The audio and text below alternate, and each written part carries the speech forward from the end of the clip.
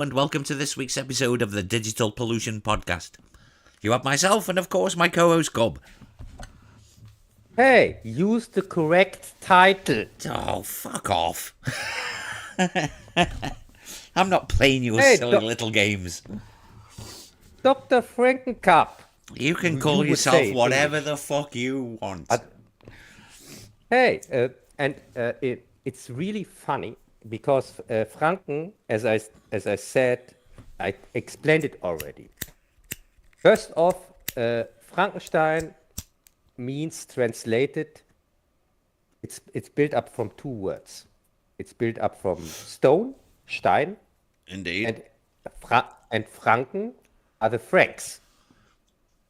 The Franks are like the Bavarians. They are the neighbors from the Bavarians, I think. And this is just a group of people who are called that. And it's like here with on your stupid island, the Welsh, the Scottish, and Irish, something like that. It's not that. I'm not sure if that's extreme. The differences are that extreme, but they are there. It's not if you would say to a Bavarian he's a Frank or otherwise, you could get trouble. Yeah. Much like calling a Welshman a sheep shagger. Yeah. So the funny thing is, not funny, but the irony in the use that I put a doctor title in front of my name, of my Frankencup name, Frankencup, is that Frankenstein himself was not a doctor in the novel. Because he started studying, but he never finished because of his experiment. Mm-hmm. He broke up. He got sick after he created the creature. He got sick, but then he went home, and it's never mentioned in the novel that he got a title or something like that. So he's not a doctor, like in every movie, and also not a baron or something. All the titles he got in the movies, they are not true. Yeah, but the thing is, why I put a doctor in front of my Frankencup, because the doctor here in the pandemic times, Dr. Drosten, if you can remember, our Fauci, the German Fauci, No. the guy who invented the test, the worldwide corona test. He's called Dr. Drosten, but not anymore, because when they wanted to see his doctor work, it disappeared. It was not findable. So now he can't call himself doctor anymore. Since 2020, he can't use the title anymore. And he used the title since 2003. So and 17 the years university, of bullshit. Yeah, and the university, by the way, when asked about how he got the title, at first they said they had a damage where water came in through the roof of the university. Oh, right, yeah. That old trick, eh? And so the doctor thing was not, you couldn't find it, or you couldn't read it. And then they said, no, it's put into a safe for 80 years. Nobody is allowed to read it. Yeah. They came up with things like that. Fucking 80 years. It's Well, hopefully everybody who asked questions will be dead by then. That's why they're 80 years. Jess, people are stupid. Well, yeah, 70% of the population, dude. Stupid. And the internet's just making them stupider. Because, Jess, it doesn't make any sense, because when you want a doctor title, you have to publish. You publish your doctor work, which means it has to be available for everybody at any time.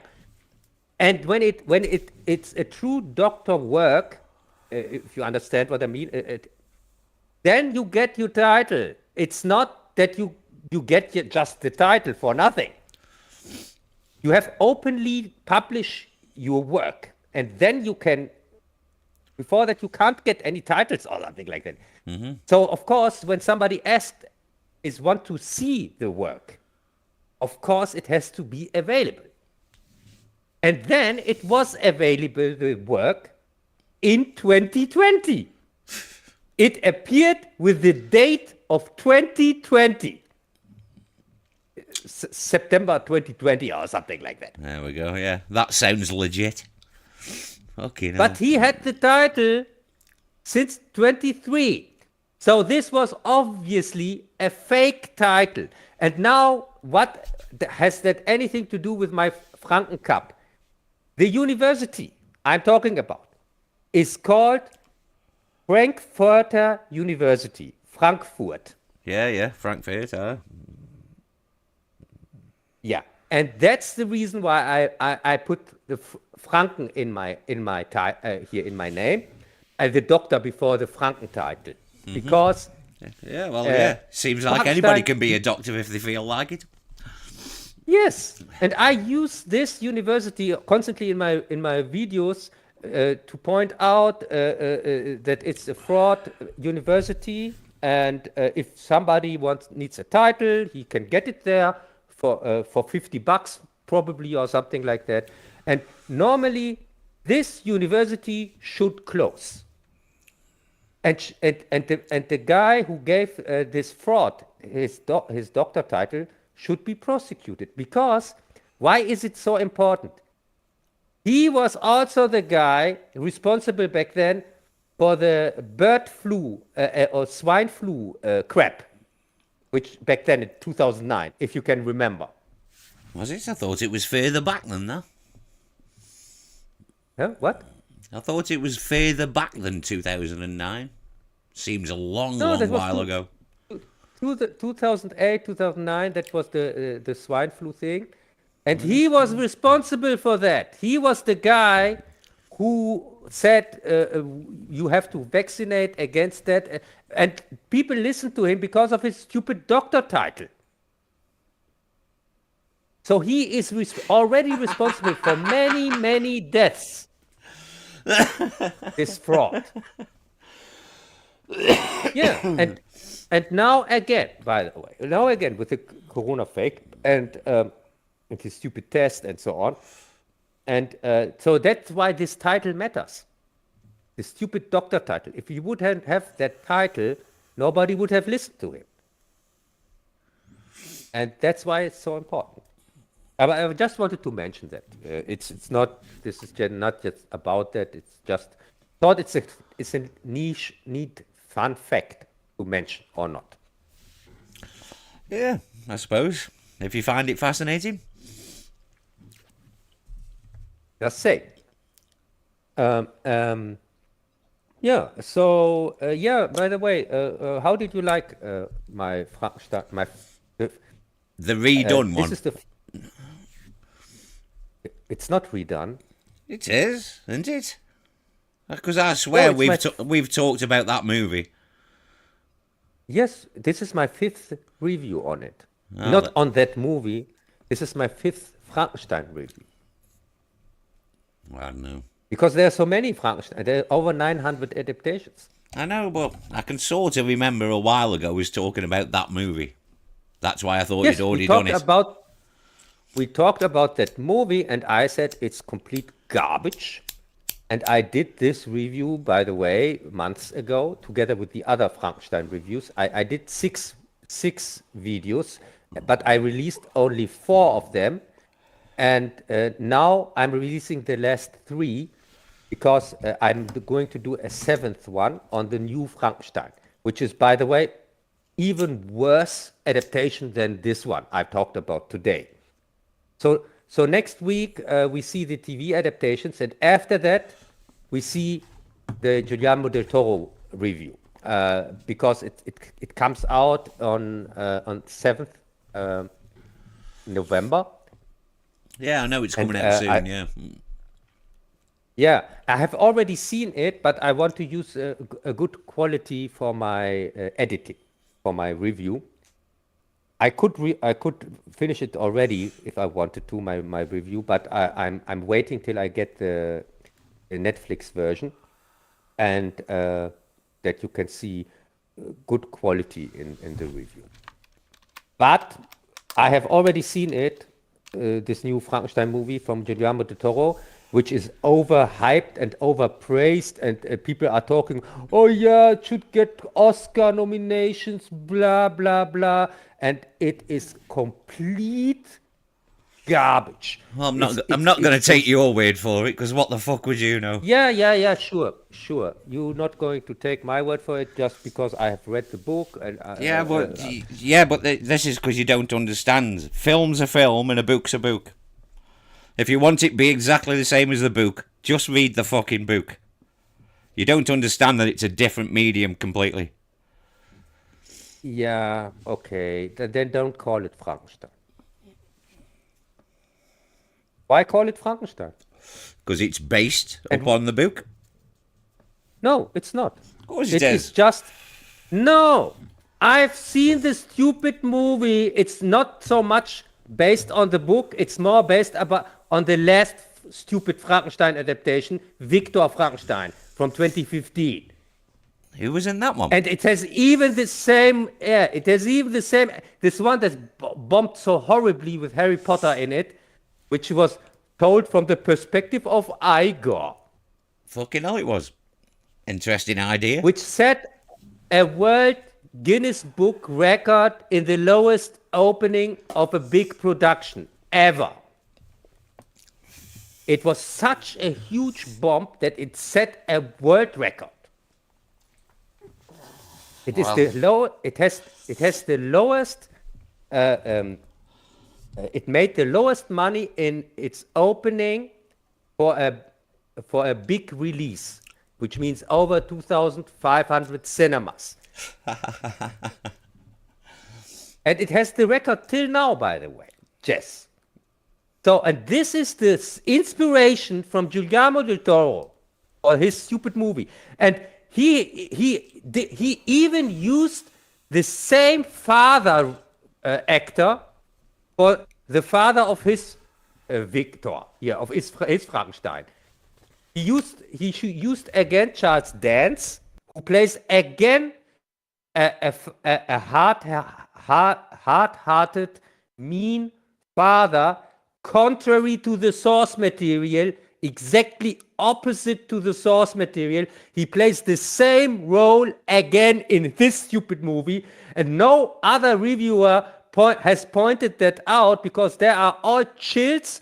They are all stupid. Even Gary from Nerdrotic, who had it was a complete fuck. He was a fucking idiot and is not a reviewer. Yeah, and he even claims he has read the book and says, "Oh yeah, this is the most faithful adaptation to the novel." And he's talking completely out of his ass. He always does. That's all he fucking ever does. Is talk out of his arse. He's a fucking moron. And I can tell you, when I hear all these stupids and all these guys who are praising this movie, oh, for its visuals, blah, blah, blah. Yeah, but it has nothing to do with Frankenstein. Sorry, if you want beautiful visuals, then buy a painting. Go into a museum. But this movie, when you call your stupid movie Frankenstein, then at least, and pretend it has anything to do with the book, then stay at least with the main characters in the book. And again, he doesn't do that. He again diminishes the role of Walton exactly like Kenneth Branagh did, and elaborates the role of Elizabeth, makes a much bigger role, but she's not even his wife in this version. She is the wife of his little brother, which didn't get killed by the monster. And no, and by the way, doesn't sound right. Nobody gets killed by the monster. Yes, later the monster kills in self-defense, but the monster, it's a complete different story. Elizabeth is the wife of his little brother who didn't die from the monster and who is not even his really little brother like in the novel. In this version, he's his little brother who's already 20 or 25 or whatever, and he's married to Elizabeth, or he's what you call it before the marriage, Fiance. yeah, fiance whatsoever. And so they are together, and they want to marry, so he hits on her, but she rejects him, and they made from Elizabeth smart ass whatever who constantly is telling him, and who befriends the creature, by the way, Wow. in this version. So, but you telling me, yeah, don't take your word for it when you say this movie is garbage. Because you've just said why you hate it. It's got a strong woman in it. There you go. Yeah, but I explained in detail in my review today what the novel is about. I used this song, Allein, which means lonely, alone. That's the refrain that is in German. Says alone. And this novel is about loneliness. It's about the loneliness of the three main characters: Victor, Robert Walton, and the creature. It's not about a bad father-son relationship like this movie makes it to be. Why he again makes from Victor Frankenstein's father a bad father. He uses again a bad father trope, which is hated by the children, which kills his mother and things like that. Yeah, so? This is stupid. And so now he makes from Frankenstein's, from the creature, his son. The son, it's now the son of Victor. No. And he's just a bad father to his son. It's a complete different story. Also, the creature is not disfigured or anything. Oh, that's a bit weird, isn't it? It's even more attractive than Victor himself. Because he created I don't quite agree with that choice. He should at least have scars of something or something. Yeah, but he has scars, but they are healing. They are healing the whole movie over. It gets more beautiful the whole movie over because these scars are healing. I don't quite like the sound of that bit. That seems a bit weird. Yeah, and also, so my problem is that these stupid fucks who pretend to have read the novel. First off, if you haven't read the novel, you shouldn't make a review on the movie anyway, because yes, you should, because they're not reviewing the book. They're reviewing the movie, not the book. It is a supposed adaptation. It doesn't matter. They're reviewing the movie, not the book. Yeah, okay. Then just review the stupid movie, because the movie is complete garbage anyway. So it doesn't matter if you have read the book or not, because the movie is exactly. Just doesn't. It doesn't matter. But for those who pretend to have read the book and then saying things like this is most faithful adaptation, or it is even an adaptation, they are just stupid. Well, that's because you only watch stupid people on YouTube. Yeah. He's made him up. Yeah, it was not his real son. I know. It was not his son anyway. There is no father-son whatsoever relationship in the original story. It's not about that. As I said, it is about loneliness of the three main characters, who all of them fail to achieve the goals in their life. the main goals in their life, they all fail to achieve. And this is the This sad is why I'm a part firm of the believer story. in not having goals. Yeah, yeah, because as I said, and this is also the beauty of the story. It's mainly about that. It is not this stupid agenda shit that Guillermo del Toro has filled his movie with, and making it. He makes it completely the story of Elizabeth and the creature. It's not about Victor anymore. Victor is the straight up villain. He is the straight up villain from the get go. He's a bad person. He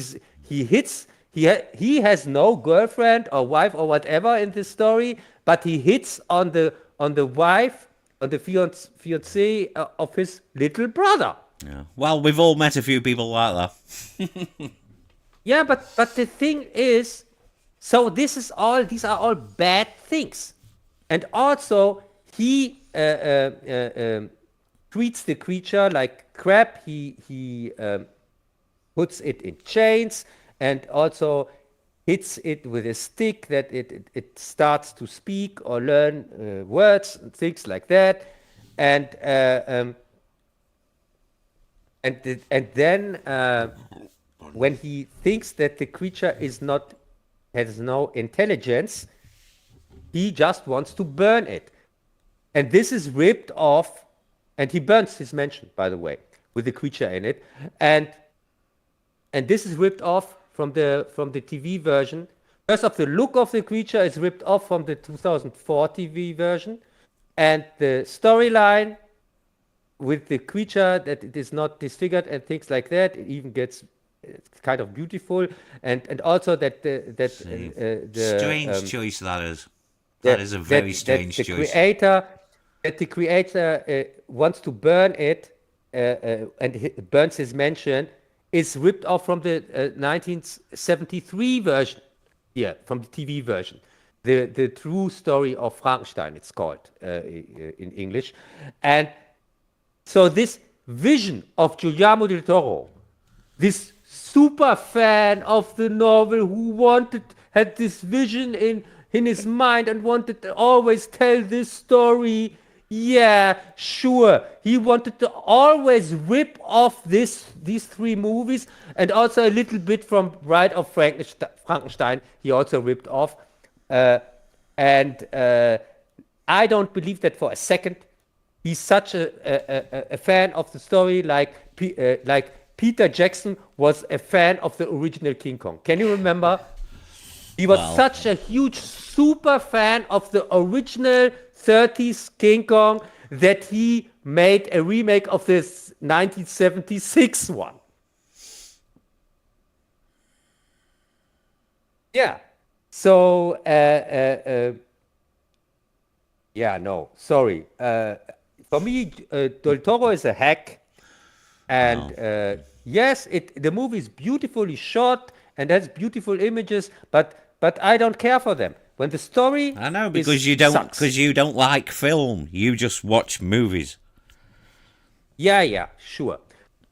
No, but if the story You're a hack. Sucks, then this and really, I was so shocked to see so many reviewers giving this thing 80%, 90%, best movie of the year, should win the Oscars, blah, blah, blah, blah. And when I hear stupid things like that, I really think, oh my God, I wanted to release my review directly because I have already finished it. As I said, I have seen the movie, but I'm going to wait till I have a good quality for the scenes that I'm editing in. And so we have all to wait for it. And as I said, it's not next week, it's the week after that. And then you can see that what I'm said, you can see it in a review. When is it? November the what, did you say? November the 7th, it comes out on Netflix. so it's available in a good quality. And my review is directly after that. It's on Wednesday, November the 12th, so 5 days later. And in between, as I said, next to Wednesday, I talk about these TV versions, TV adaptations. Jesus that Christ. are There's so fucking many of them, isn't there? If TV versions, various countries doing their version of the movies, and remakes yeah, in but various countries. no, Fucking hell. I talk about all of them. I have talked about all of them, and in this one, I talk about all the TV versions which are claiming to be an adaptation of the novel. I'd hate Not to think how many there actually is. There's got to be about 50 or 60. There's got to be. Probably yeah, more. as I Probably said, more than that. there are over 900 versions, Yeah, film versions of Frankenstein. there's got to be. When Yeah, it's TV series and everything. And 'cause I I'm mean, going because to kind of talk. the earliest one was that 1910, was it? The first one. Yeah, yes, even earlier. And I showed even images of that I showed in my first Frankenstein review, if you can remember. I talk about these very, very early ones because it's one of the first Was it 1910? Yeah, it was 1910. novels that was adapted ever. Yeah, as I said, the TV versions are the superior versions, and the 2004 version, I can spoil it directly. If people want to know what the novel is about without reading it, they go at best with the 2004 TV version, two-part TV version. It's just called Frankenstein, and it is very, very faithful to the source material in most of, at least in the overall story. It's not faithful to it when it comes to the creature itself, how the creature is portrayed. No, not how it's portrayed, how it is shown on screen. Because in the original novel, the creature is 8 foot tall, Indeed. and has a yellow skin, and has black lips and things like that. And it's not portrayed like that, of course, but all the other things are portrayed like in the novel. The part where it learns literature and things like that, like Paradise Lost, and also this thing, the part of Walton is also present there. I used it in my review today. These scenes I showed in my review are from this TV version from 2004. It's kind of the only one that gives a kind of this portrayal of all the 3 main characters, the correct portrayal of them, and doesn't diminish the Walton character so much as all the other versions that you don't really care for him in the movies. But in the story, he's very important because he loses as much as as the other 2. Because his goal in his life was this Arctic expedition. This was the most important thing for him ever. And also, it's his story. The whole novel is his story. It's just the letters that he writes to his sister. Indeed. Indeed it is. That's the story. This is really a very important character. And he constantly gets treated like crap in every adaptation.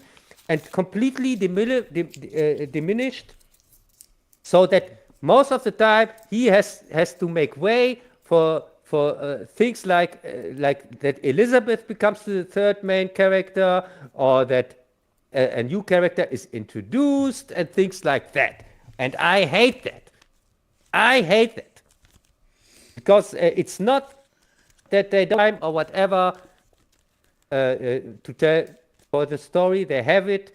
For example, the Guillermo del Toro one is as long as the TV version, by the way. It's 2.5 hours. Well, that isn't too bad. Depends. It depends. Some films some films you'll feel every minute of it, but we'll see. He's generally good with his pacing, so you're going to feel every minute of that too, I can tell you. Well, I'm not going to listen to you. Don't have to listen to me. I'm just telling you. I was so pissed off when I saw that. I'm sure I'll be disappointed though, because I am in most modern fucking mainstream movies. That's why I just don't watch them anymore. I've given up. We talked many times about one of my all-time favorite novels, Frankenstein from Mary Shelley. Well, the book holds a special place with me, really, because it was one of the first like adult novel type things I ever read, and a couple of Louis L'Amour westerns. For some strange reason, they must have just been the first 3 books when I was very young, and I felt all grown up because I was reading proper books. And Frankenstein was one of the first I ever read. Yeah, and the thing is, most people don't give Mary Shelley the respect and the credit she deserves. Because this novel is not 100 years old, it's 200 years old. It is older than most of the well-known other novels from big authors. Here, if you take here Jekyll and Hyde or Dracula or whatever, they came all after that, and they copied the style of this novel of Mary Shelley. This is the kind of it was the first horror fiction, dude. Yeah, and the style, also the style here with the letters and so on. Bram Stoker directly, 100 years later, copied it directly. Even the style, and also here Stevenson here with Jekyll and Hyde. The strange case of Jekyll and Hyde. Mm-hmm. He also kind of he made it as this report, as like from a journalist, because he was a journalist. And he also kind of took inspiration from the style from Mary Shelley. And for me personally, I see just that it doesn't get the respect it deserves, and it doesn't. Many people aren't aware of how important this novel was, and how many took inspiration from it. Yeah, horror fans are perfectly aware, Cub. I don't know. If you would ask people, what do you think? Which novel is older, Dracula or Frankenstein? And I can tell you, horror fans would tell you straight away. Maybe. Proper horror fans. Yeah, proper horror fans. For sure not Kenneth Branagh, and for sure not Guillermo del Toro. I'm pretty sure. I'm not even sure if they have read the novel. Oh, it doesn't matter. They make movies. They don't write books. Yeah. Yeah, but that's the thing. If a movie claims to be an adaptation, if it claims do you know what the word adaptation means? I know that it also means transformation into another medium. But still, sorry, if you change things from the original story, then you better change it to the better. Well, that depends. You can't make... No, if you make a change, you have better a reason for that. Something like, this is this is a better character than the other one. That's why I'm putting in my story. Well, you can't make any changes just for the hell of it. It has to make sense within the context of the film.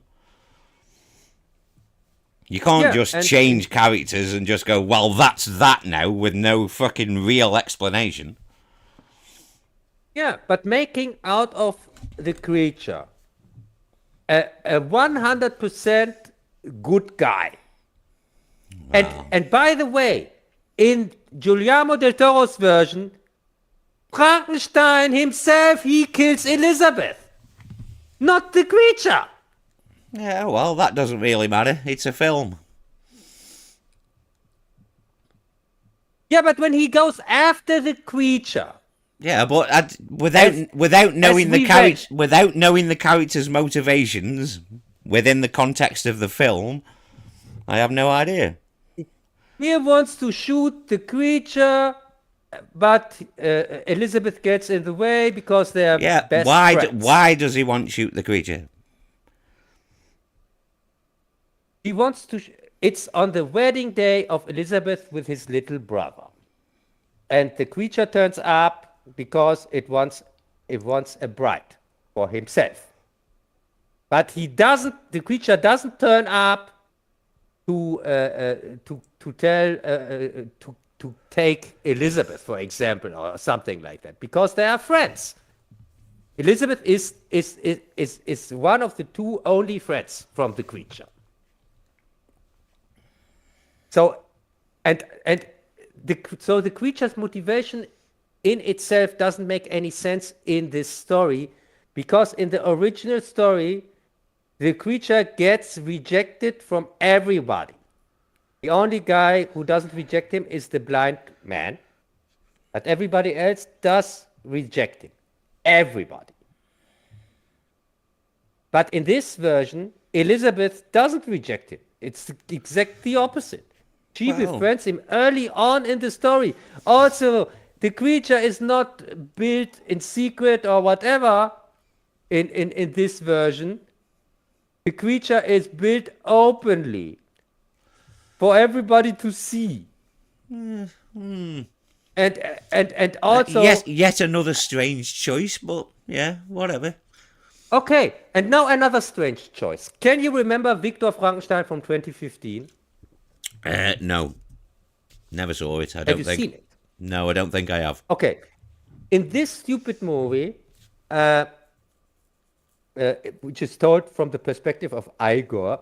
I know, that's a strange choice. I wouldn't mind to see it just because of that more than anything. Because that seems a weird narrative choice to go down from Igor's perspective. Igor was created for a son of Frankenstein, if you can remember. Yes, indeed. Played by... Didn't Bela Lugosi play him, if I remember right? Yes, played by Dracula. Yeah, Bela Lugosi, indeed. Yes, that's why he had the sharp teeth and the cape the whole time. Yeah. So in this stupid version, Victor Frankenstein from 2015, Frankenstein gets thrown out of university thanks to a failed experiment, which didn't fail. He brings a monkey to life, but the monkey runs amok, and so it's kind of fails. But he is now can't pay for his experiments anymore, and he finds a patriarch with sinister intentions in this version, in the 2015 version. Evil. Who pays for his experiments. And of course he wants something in return for that, which is revealed later. But the thing is, in the vision of Guillermo del Toro, in his only true vision that he had his whole life, since his birth, he wanted to make this story. He has again the same story plot.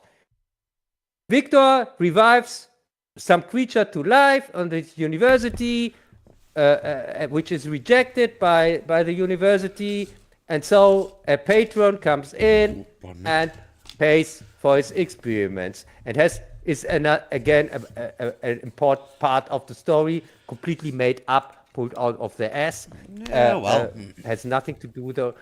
But Jess, I want to say, it's a lie when Guillermo del Toro says he had a story in mind that he always wanted to film. Maybe. He's a lying Hang piece on. of shit. Maybe he did. Maybe what he has filmed is the story he wanted to tell. Have you ever thought that? Yes, he always dreamt to rip off Kenneth Branagh and the loser Jesus here Christ. with the 2015 With version. that many fucking different adaptations and different versions, man, you're bound to touch on some of them. Of course you are. Because there's so fucking many. This is not touching on them. I tell you, he ripped off the complete storyline from the 2015 one. He even used the same actor to play the father. Charles Dance plays the father in both versions, and he plays the wrong father in both versions. Right, He plays yeah. the exact opposite Right. version of the father. That's from the because, you never know, Guillermo del Toro might have liked his performance. So he thought, fuck it, I'll have him in my movie. Yeah, but at least make from him a loving father, like in the novel. It When he doesn't used have to it. be the novel. It's a film, not a book. Yeah, but this is just for agenda reasons, to make him a bad father, because he wanted to show that Victor Agenda. turns into his father. Oh, Also, so he lets- every father's a saint then?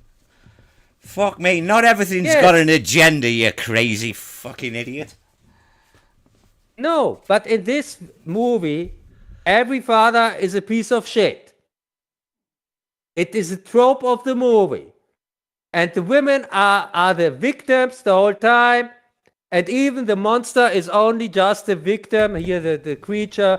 And the bad guy is completely only Victor and his father. These are the bad guys who have driven their wives. Women It's anti-men. into death. It's got women in it and it's anti-men. Oh, fucking give it a rest. Fuck me. Yeah, Jess, this was really spoken like from a retard, I have to say. I explained in detail my criticism here, found it with that I have read the novel, understood it, have seen all the adaptations that they exist. And still you think you can say something like, oh yeah, Jesus. he's just hating women, blah, blah, blah. The novel is written from a woman, you stupid fuck. I'd never And said I'm that. so when I say it's not, it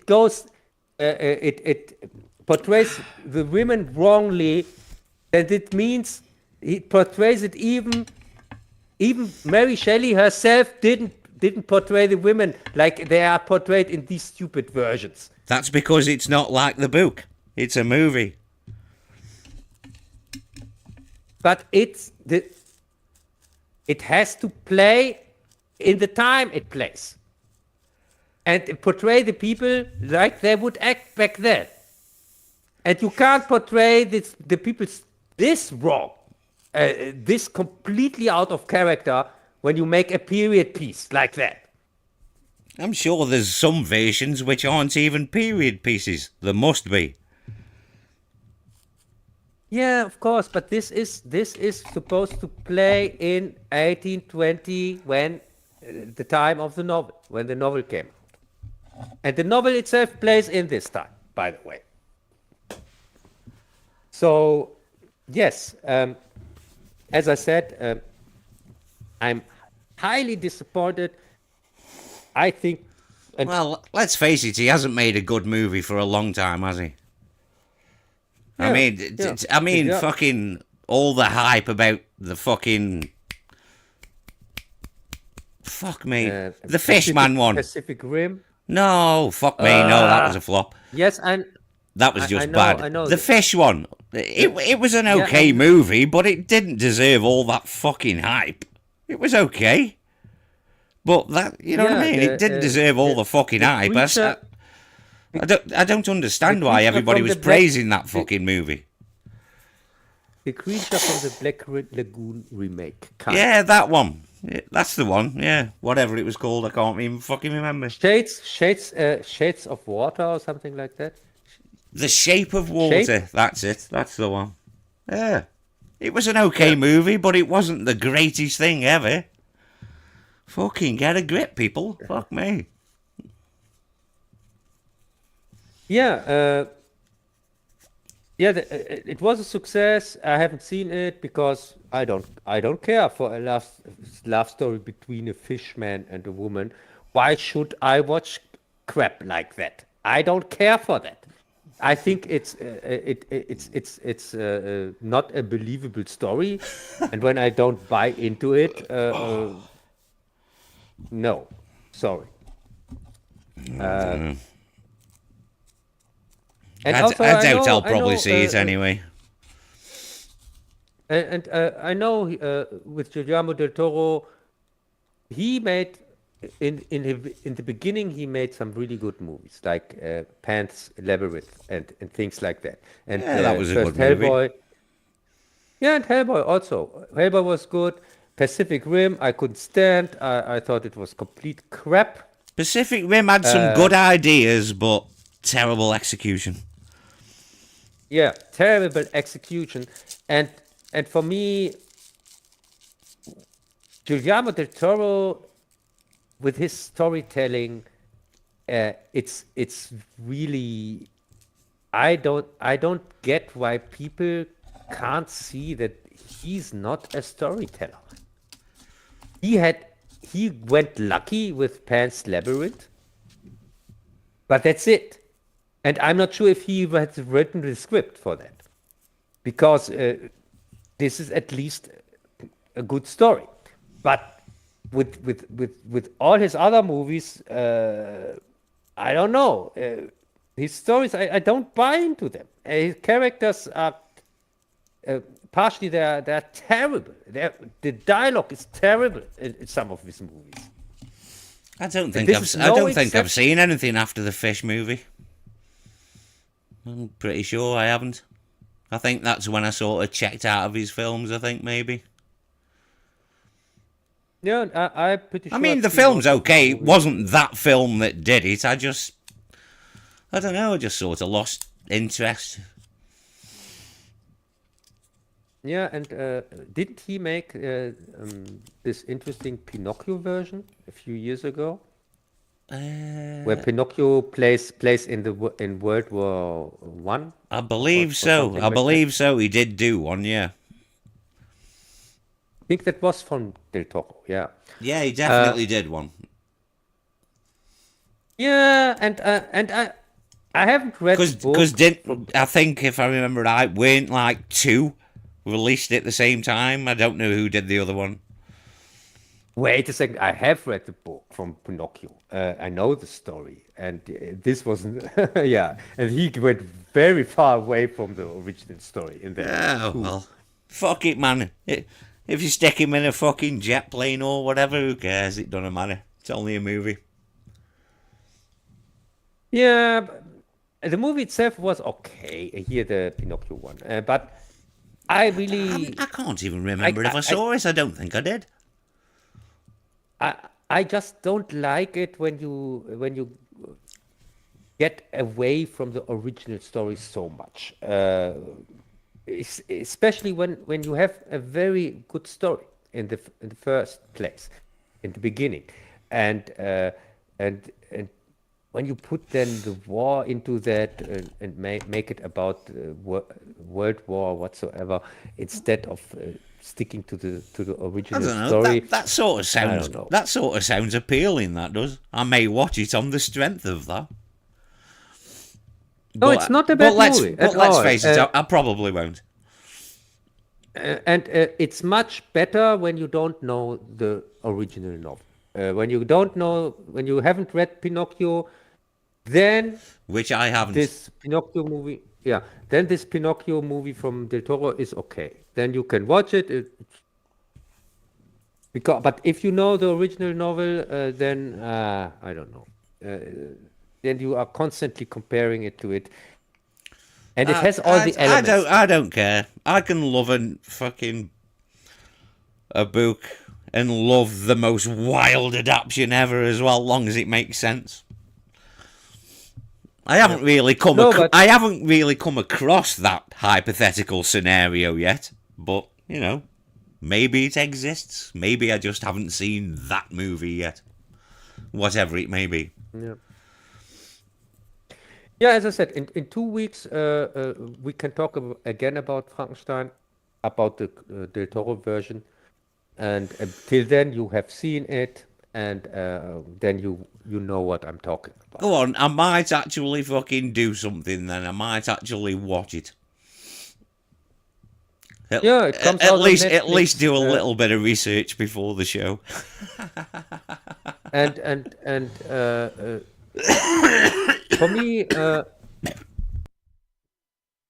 when people say, "Oh yeah, this movie you should watch in the cinema," here this Frankenstein. Most films I should think, be watched in the cinema. yeah, and this one in particular, yes, it is very beautiful. That's true, but you have to really buy into the story to enjoy it, which I couldn't. I wasn't able at any moment to buy into the story because it was so nonsensical, and also he puts elements into the story which reminds you of lazy writing. Well, there's a lot of that shit going around, isn't there? Let's face it. For example, That's why I don't really watch mainstream movies. Victor creates the creature, puts it into a cellar, chains it up, and the only word that the creature says the whole time is his name, Victor. And that's why Victor goes kind of crazy and wants to destroy his creation because he thinks that it's retarded, like this writer of the script who wrote this shit. But the creature says a second word, Elizabeth, because Elizabeth goes to the creature, the chained creature, and they touch each other, and they become friends. And see, when you describe these elements, it sounds more like the Hunchback of Notre Dame than Frankenstein. I wish the creature would have been disfigured like the Hunchback of Notre Dame, because at least no, in terms of being in love with the woman and things like that, and calling her name and things like that. It's reminiscent of the love between Quasimodo and fucking Esmeralda, isn't it?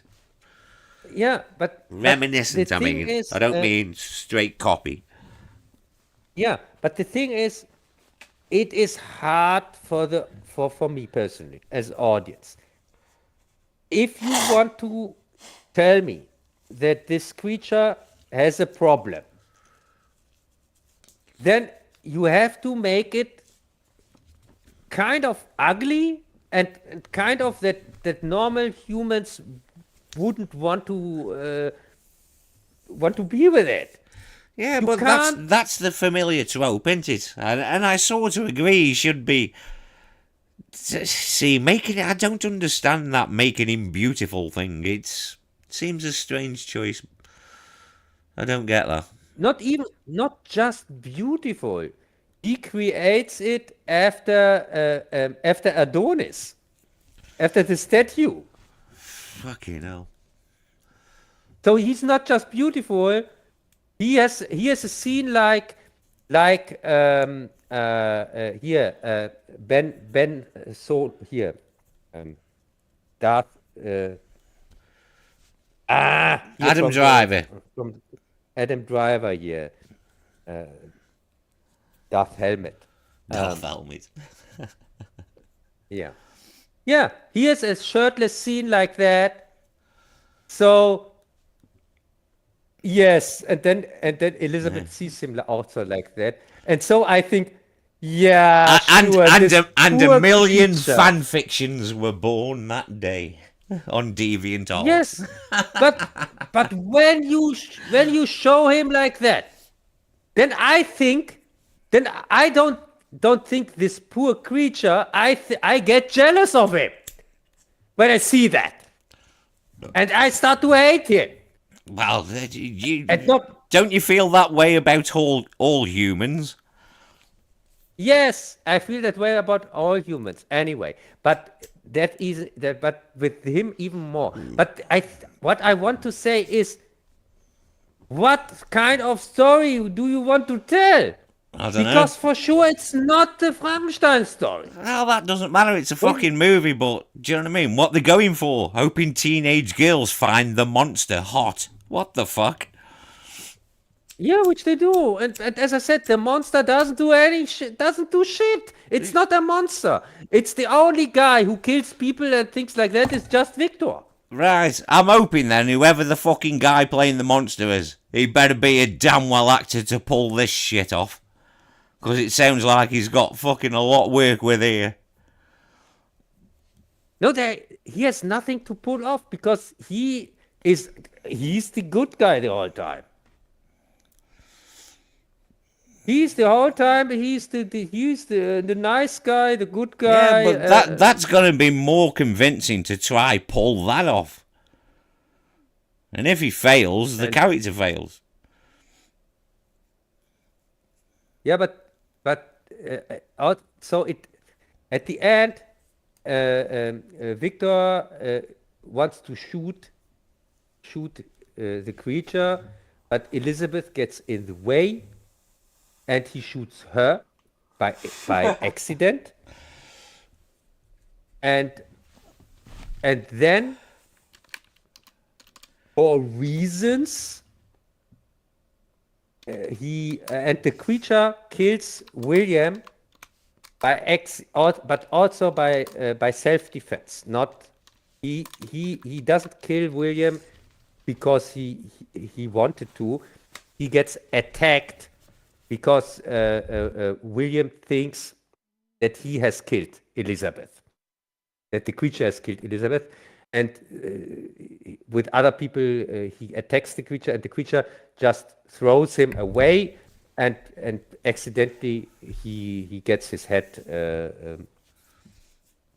destroyed, and that's why he dies. But the thing is, there is nothing there where the creature acts like the one in the novel. Well, he doesn't have to. No, but which means also Victor has no reason to go after the creature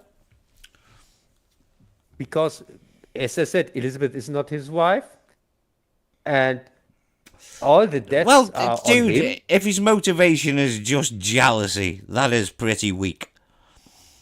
That's a very underwritten character if his motivation for killing the monster is just jealousy.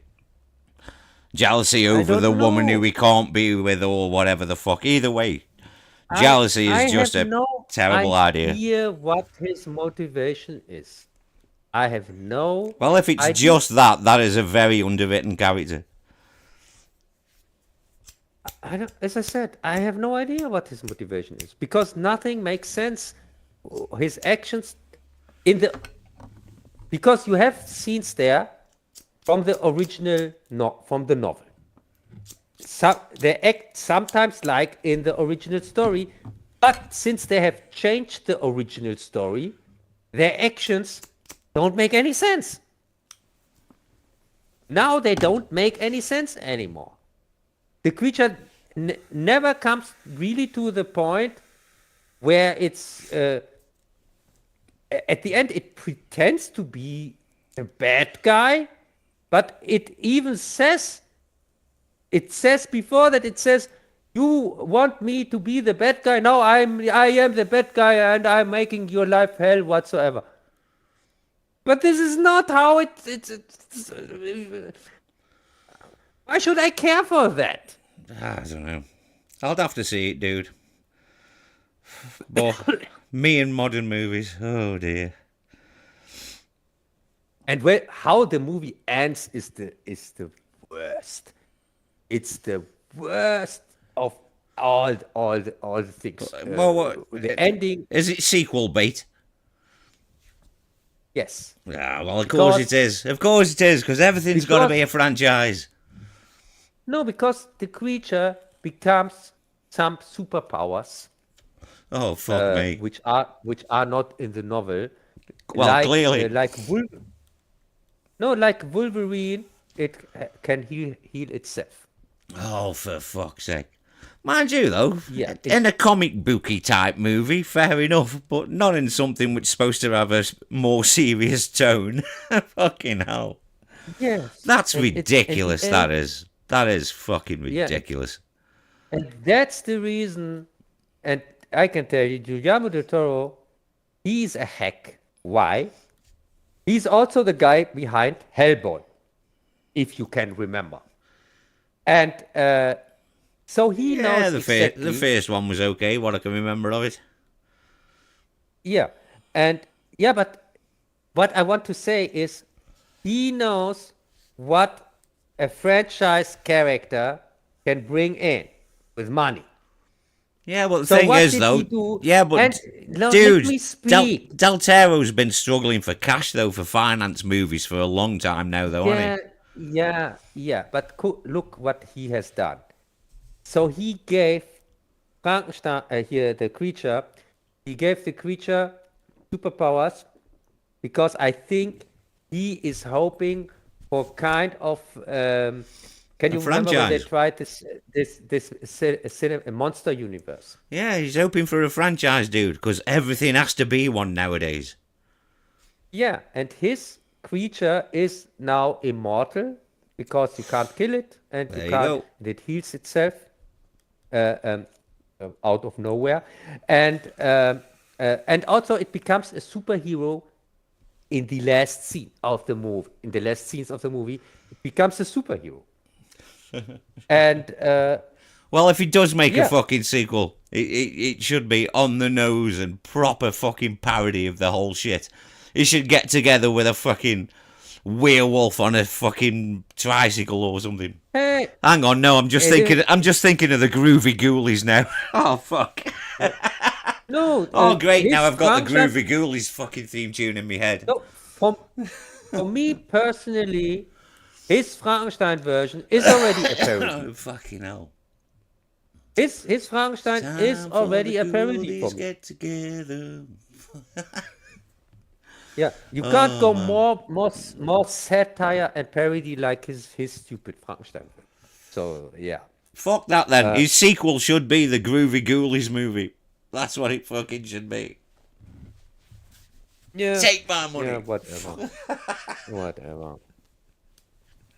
No, but as I said, you can now discover all Well, the if he's hacks. going to be stupid in that final moment and do that type of shit, you might as well go all in for the sequel. Fuck it. Why not? Because as I said, this has nothing, from my point of view, it has nothing to do with the novel. Yes, it rips shamelessly many scenes of the novel, but these scenes don't make in the story any sense anymore. He has the scene with the blind man in it. Yes, he has the scene with the Arctic in it at the beginning and the end and things like that. But just having these scenes in it, you still need the story in between that connect Of these course scenes. you do. Of course you do, yeah. But when you change the story, then these scenes don't make any sense anymore. I'd have to see it in context, dude. I can't Yeah. really say. I can't believe you're going to make me watch a modern movie. Motherfucker. Yeah, and every hack, a reviewer who says this is a faithful adaptation of the novel or whatever, Well, is a liar. clearly it isn't. Clearly. Clearly. clearly. Yeah. But it And doesn't have to be. But if somebody's saying that, that's ridiculous.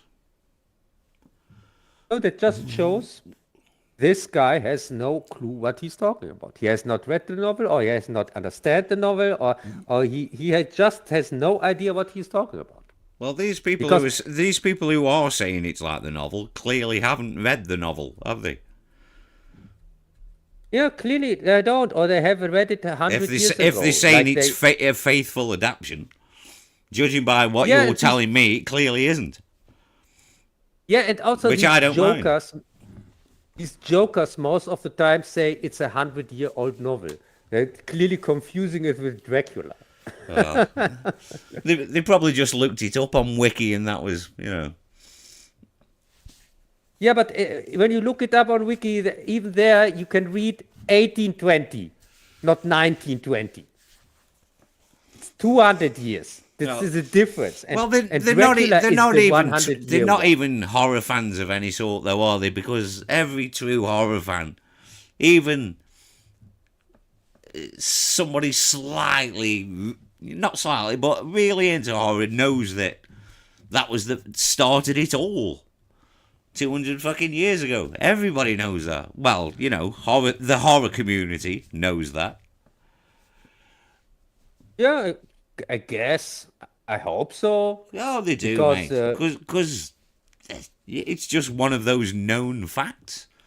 Without Frankenstein, it gave birth to the modern horror as we know it. Yeah. Yeah, and for people who haven't read the novel, they will like my next review next Wednesday when I talk about the TV versions, because I gave a detailed description, really detailed description of the novel, that people understand why I think the 2004 version is the most faithful. So that they understand it, I have to tell them exactly what the novel is about. I wouldn't be surprised, though, Cub, if the fucking audio book isn't on YouTube. I wouldn't be surprised, because there's a few classic books, audio books on YouTube. I've come across a few. Yeah, the book goes over 10 or 12 hours, I think. Yeah, well, if you hear it, and I guess you can find it on YouTube. maybe I'm just guessing there, Cub. I don't know. I'm just guessing because there is a lot of classic audio books on YouTube. Because I've come across a few. I have read the book back then, and I have listened. No, I'm just talking to the listeners, sort of thing. You know what I mean? Yes. Maybe it's an alternative. Many years ago, I think 10 or 15 years ago, I have read the original novel here from Mary Shelley. Bloody hell. And to prepare for the review, I have this time, a few months ago, I have listened again to the book, but the audiobook version. It was about 42 years ago when I read it. Yeah, and that's the reason. That's the reason why Christ, it probably was as well. Now I think about it, fuck me. That's the reason why it's fresh in my mind, because the problem was I have read it back then, 20 years ago or whatever, and thanks to all the god awful adaptations, I was confusing some facts. I was still in junior school, so yeah. I was confusing some elements from the book with the adaptations, because there were so many, and some of them had elements from the book in it. Some had made up elements, but some repeated the made up elements. So that I thought, maybe this was in the book, or was it, or was not? And this is the problem when there's so many adaptations, and when you're doing the research for your videos like you do, I can imagine you have to stop and question yourself every now and then. Yeah, and to be sure, I have listened to the audiobook again, and that's why I know it's 10 or 12 hours or something like that. and to be really sure that I don't get my facts I wrong. really struggle with audiobooks. I have to read the book. I get distracted too easily listening to an audiobook. But if I've got the book in front of me and I'm reading it, then I'm in the world. I'm in the zone. I can't do No, audiobooks. I've tried. I just really can't. no. Normally, in this case, it really made sense because I have already read the book, and so the audio. And I was curious about the audiobook version, how it's read, how it sounds like when a professional reader reads it, and yeah, it was a nice experience. Well, I them highly days are recommend. soon going to be gone, Cub, with a professional voice artist or some talent reading the books. Because you know as well as I do, it's all going to be done by AI. Because that speech shit is getting better and better all the time with inflections and stuff, and it's getting better and better. Yeah, maybe, but who cares? I still can read it on my own. I have, as I said, I have also the normal book version of the story. Normally, I get them as a PDF file when I don't have them in my collection, and so that I can read the book if I want to.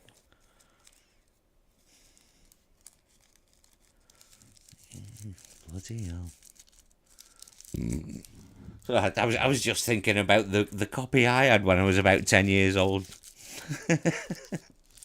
I was thinking about trying to track it down on eBay. No, but Frankenstein is really a story I would really love to see one time properly adapted. And it's You're possible, never gonna do that, dude. That's never gonna happen. A one for one adaptation, not unless it's Shakespeare. yeah. But for me, Frankenstein is Shakespeare. For me, it should be adapted properly. It's for me as important as Shakespeare. And we are talking about 200-year-old book, which set the Well, is in my is opinion, Cub, it's more important than Shakespeare. yes. For me, I really like Shakespeare, but for me, Frankenstein is probably more important for me personally also. And so I would really like to see it adapted properly sometimes. And it's possible as the 2004 version shows. The 2004 TV version is also 2.5 hours, I think. And As any good it tells TV the version story. should be. Yeah, and it tells the story, and it even puts crap in there that isn't in the book. It Well, tells the whole yeah, story, adaptation. but it has still even things in there like a character, a kind of mentor character for Victor, which is not in the book, and it has also an experiment from him on animals, which is also not in the book. It has even time for that. And still manages to tell the whole story, kind of correctly, and also it gets the order right. The most important order in the book is when the creature starts to tell its story, half through the story. Have that also in this new Frankenstein, but it's completely out of order because in the new Frankenstein, he tells his story at the Arctic. Who here?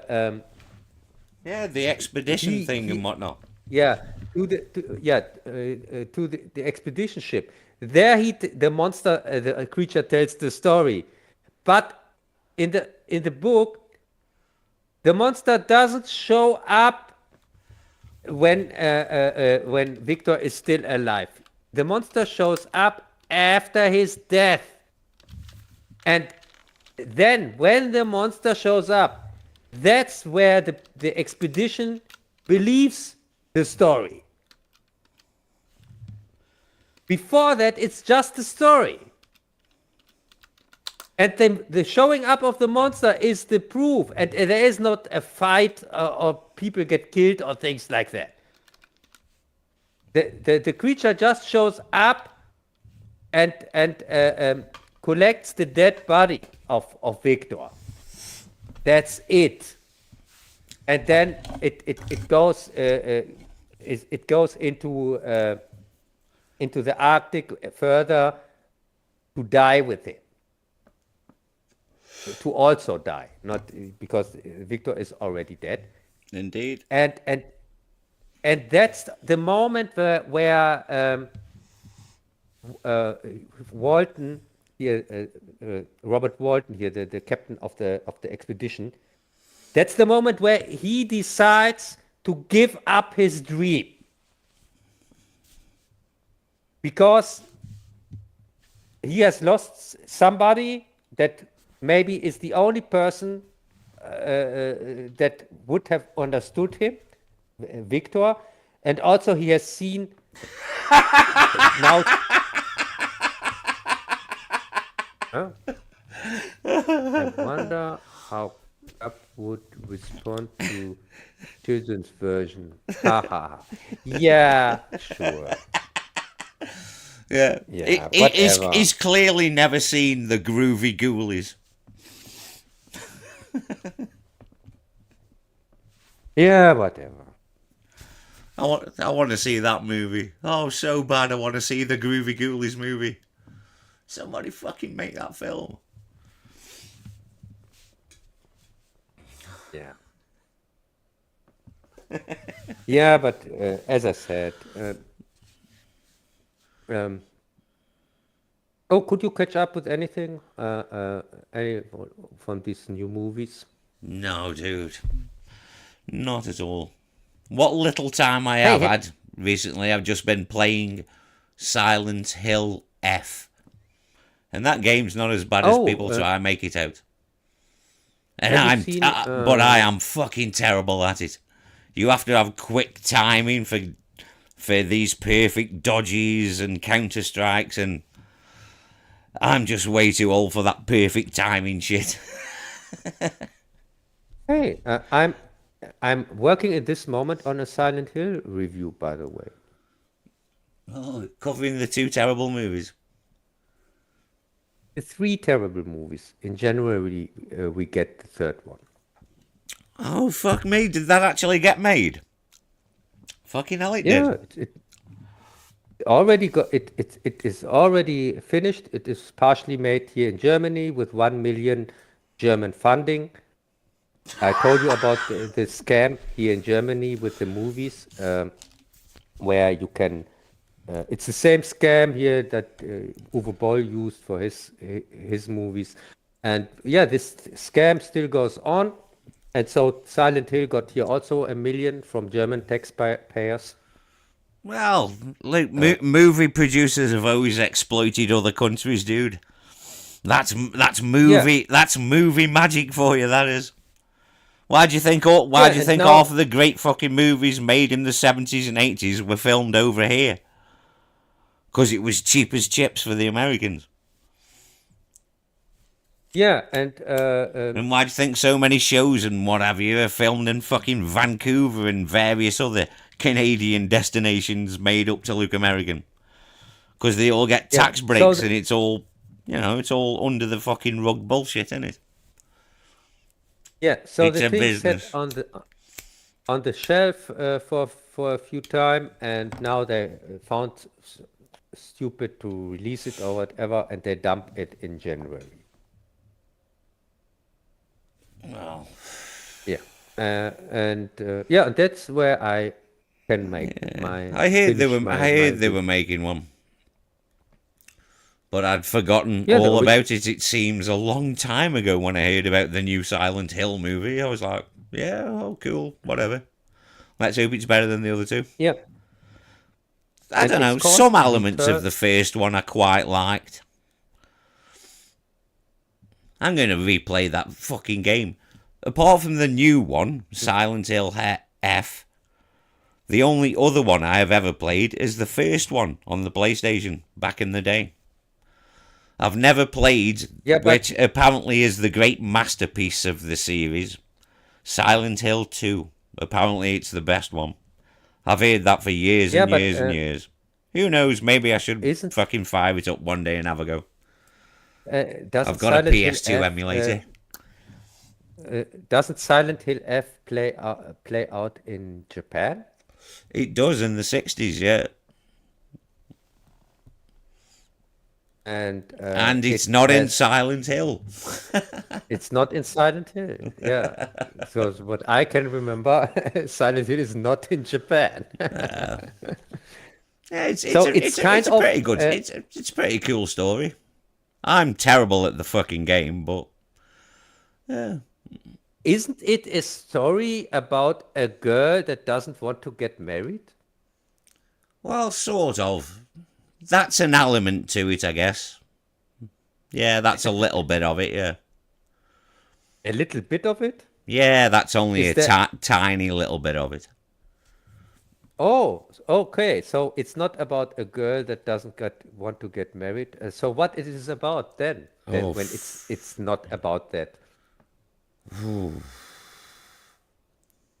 Isn't the end that she gets married or she doesn't get married? That's the end, two endings of the game, or not?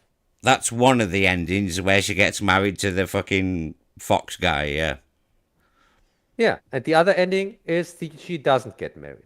The other ending, she's wanted for the murder of her friends, which I quite like that first ending. I think, yeah, fuck it, why not do that? But there's another 3 endings I've got to do as well, but, oh, Jesus Hey, Christ. I've heard the UFO ending is very fun. Well, it's got to have a UFO ending, because the first one did, and I do believe most of them have a UFO ending. So yeah, I'm gonna Aren't you try wondering, to unlock the UFO ending at some point. Jess, Because you aren't get you a wondering, lightsaber type thing as a weapon. yeah, I know. Aren't you wondering how somebody who doesn't play computer games knows so much about Silent Hill F? I should imagine you've watched some sexist incel fucking complaining about it being a feminist game, I should imagine. No, I watched Well, that does somebody surprise who, me, because that's the sort of person you watch. That surprises me, that no, does. I watched somebody who was praising it and explained it in detail.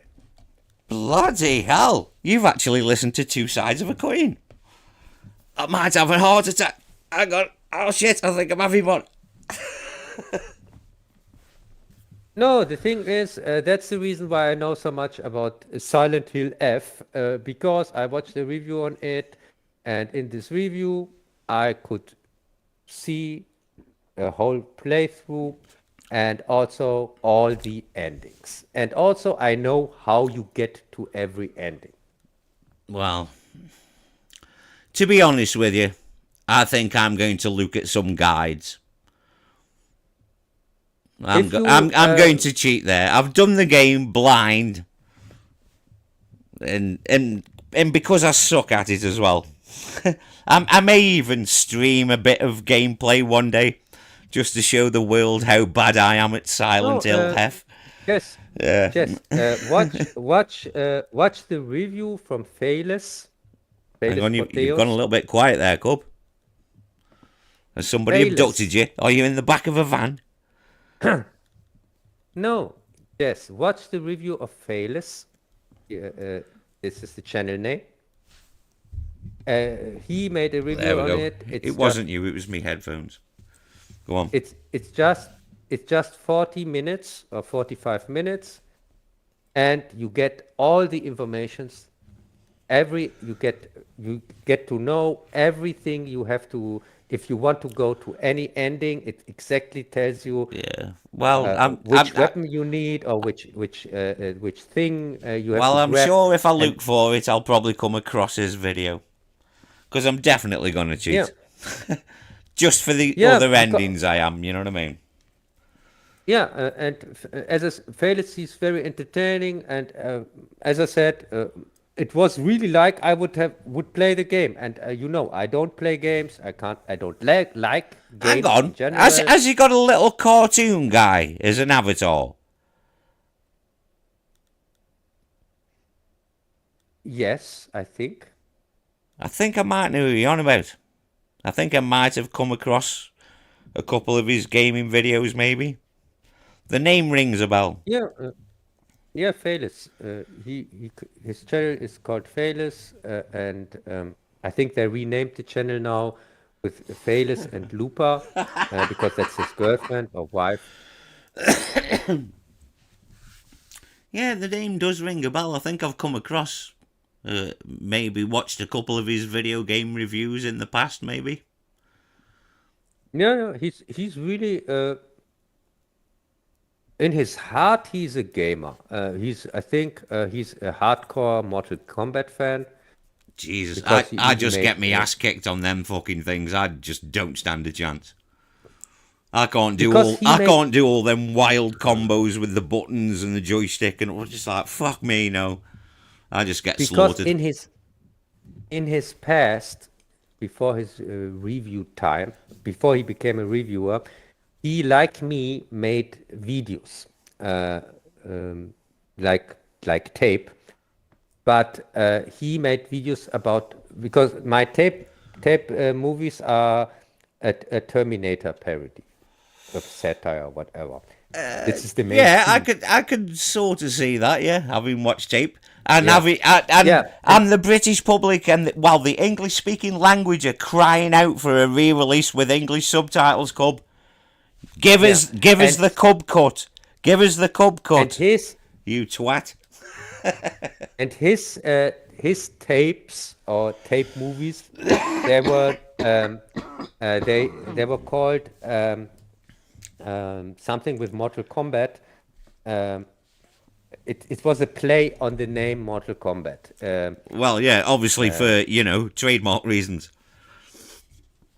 No, nothing had nothing to do No, with that. Uh, obviously not, because you can make fan films, can't you? yeah, he made fan films, made gags with Mortal Kombat characters, here with Sub-Zero and so on. And he and his friends, they were dressed like Mortal Kombat characters, and they had these sketch scenes, what if scenarios, funny ones. I've seen some of them, and so this is his background. So he has kind of a background like me. He comes from movie making, and then Well, becomes a reviewer. I think And anybody who's been on YouTube longer than, well, pretty much since its inception, or maybe a few years after, I think they all did the skit approach and whatnot. I think they all tried a little bit of everything. yeah, but opposite to me, he kept that. He still has the skits in his reviews. Dude, look at fucking Angry Video Game Nerd. He's been doing that for fucking hell. Fuck knows how long.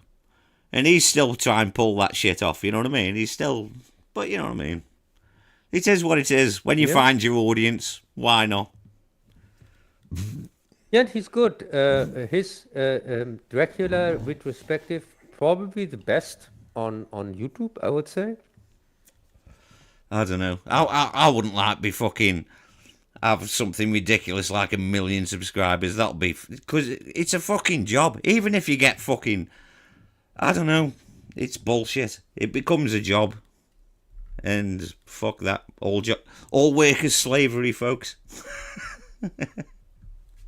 Yeah, I know, but Angry Nerd, as I said, he is really an exception when it comes to the research, because as I said, I watched his Fucking Dracula Godfather. retrospective, and he really tried to compare all Dracula movies with each other, to see which one sticks most closest to the novel. and he really came close Oh, to did he? with his comparison. I was really surprised how close he came. Some of the things he got wrong, from my Some of the opinion. things he got wrong. How very German of you, Cub. No, no, but not from a fact standpoint. He got Oh, wrong you wouldn't because understand how funny. It's just you just don't get it. Don't worry about it. Fucking hell. no, because I think he got it Oh, fucking wrong hell. uh, from um, from his rating system when he kind of gave points for when when something sticks close to the source, or accuracy, and this system, I think, failed with his observation at the end when he comes to the conclusion which one wins with Dracula. That's just my personal opinion. Well, yeah, Besides that, because we all know the Spanish Dracula is the best adaptation. yeah, which he also has in there, and also what I think, putting Nosferatu in there at all doesn't make any Fucking hell, see, sense. the jokes don't even register. They just go, don't they? I don't even know why I bothered. Yeah, no, but the thing is, I highly recommend, if somebody is interested in that. Of course, you can watch my reviews on it. But the Angry Video Nerd had made a very, very good, the best retrospective on the subject matter I've seen on YouTube, I guess. Well, at least nothing. one of them will be entertaining out of those two videos. I made on Dracula till now, or vampires in general, made six reviews, and there are 5 which are upcoming. I'm not through it like with Frankenstein. I'm still working on Jesus this, Christ. on the retrospective series. Well, vampires, Dracula in particular, fuck me. I must have... Christ, I've seen loads of Dracula movies. Fucking hell, what were them 70s Japanese Dracula ones? There was a couple. Fucking hell, what were they now? Fuck me. Oh, what were they? Hey, you mean Frankenstein ones? No, fucking Dracula. There was 2 Dracula Japanese movies in the 70s and I can't think what they were fucking called. Oh. Hey, one of their scientists was even called Doctor Who. Jeez. What the fuck were them Dracula movies called? Oh, fuck it, I can't think. Yes, can you remember in Godzilla, in the original Godzilla versus King Kong, or King Kong versus Godzilla, the Japanese one? The 62 the one, mad yeah. scientist, the mad scientist here, I think the one who created King Kong, or was responsible for it or whatever, that was Doctor Who. It was indeed, yes, in the English dub. Yeah. Yeah, so we had also in the German version. So we had the crossover between King Kong, Godzilla, Doctor Who already in the 70s, in 60s even. Well, you know. I think it's from 1965 or not. Was it? I thought it was 62. I could be wrong. I also had I'm sure it was 62 though. I had also first 62 in my head, but I thought no, that is too early. I don't. No, think it was 62 because it was the first Godzilla movie in color, I think. Didn't Doctor Who start? 63. November 1963, Doctor Who started. Oh my God! So Doctor Who. The day Kennedy got shot, because it's a famous story in the UK. Yeah, but that would mean that Doctor Who ripped off Godzilla versus King Kong. Well, even though he's called, like, if you watch the Japanese version, he's called Doctor Wu, but, you know. Yeah, Doctor Who, like the British one, Yeah, Doctor but Who. it's not got a H in it. It's not who, it's Wu. So it really ripped off the oh my God, that's sensational. Yeah. Oh, Jesus. I don't want to start So moaning I about that Criterion fucking box set again. You've heard me moan about that in the past. Motherfuckers dropped the ball on that. Hey, if you like, we can talk about the last episode with Troughton. What's the name of the doctor? In The season second five, Doctor, Troughton, yeah. So I Yeah. take it you've watched the War Games. Yeah, I have seen today. I have seen the War Games. Fucking and hell, dude, oh that my must... God. Jesus Christ. 10 episodes? Is the 10? Yes. Yeah. Right, 10 I'll be back. episodes. I'll be I back in a watched minute. I'm going all empty day. one and fetch another one. Okay. Yeah, as I said, I finished today the season 6 for Doctor Who. And the last 10 episodes are called the War Games. And it's really good, I have to say. That was a surprise. And especially the ending was a surprise. Because you get introduced to other Time Lords in this episode. And you get to even visit the home planet of Doctor Who.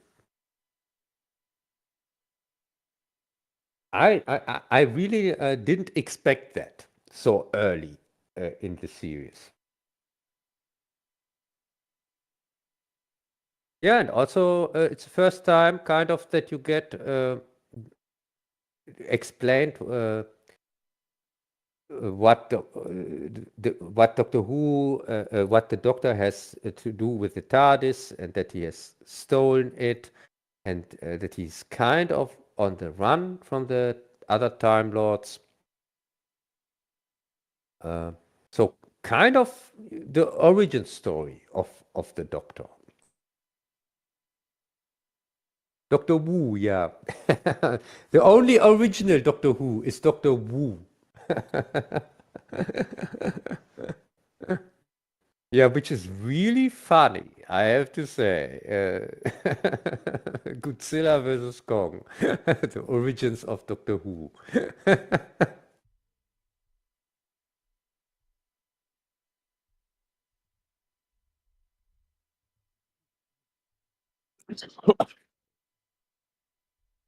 There we go. Yeah, and it's also. Yeah, and by the way, Jess, have you? Do you know how the actual Corona variant is called? I don't care. It's called Frankenstein. Well, you know. The Frankenstein variant is the actual variant of the coronavirus. Well, if you start calling it that, though, people will panic. Oh, wait. No, but the funny thing is, I had in my Frankenstein review today a Corona snippet in there. Have you recognized it? I must have turned away. It couldn't have been that long then, because I would have given you shit about it for aging your videos poorly. No, it was just for 2 seconds or 3 seconds. Ah, I must have turned away for those 3 seconds. No, when Robert De Niro denied the vaccination. Yeah, because he's paid by Hollywood. If he wants to keep working, he's got to say what his masters are told. Don't you understand how show business works? Jess, are you that stupid? In the movie, in Kenneth Branagh's movie, Robert De Niro denies to get vaccinated against the cholera or whatever plague is going around. He denies the Hang on, well- vaccination. That's the reason. Did they even have vaccines back then? In the story, yes. In the story, Frankenstein, 1820. Victor is. Okay. Can- yeah, have you- it's have you- plausible. No, but you have seen the movie or not?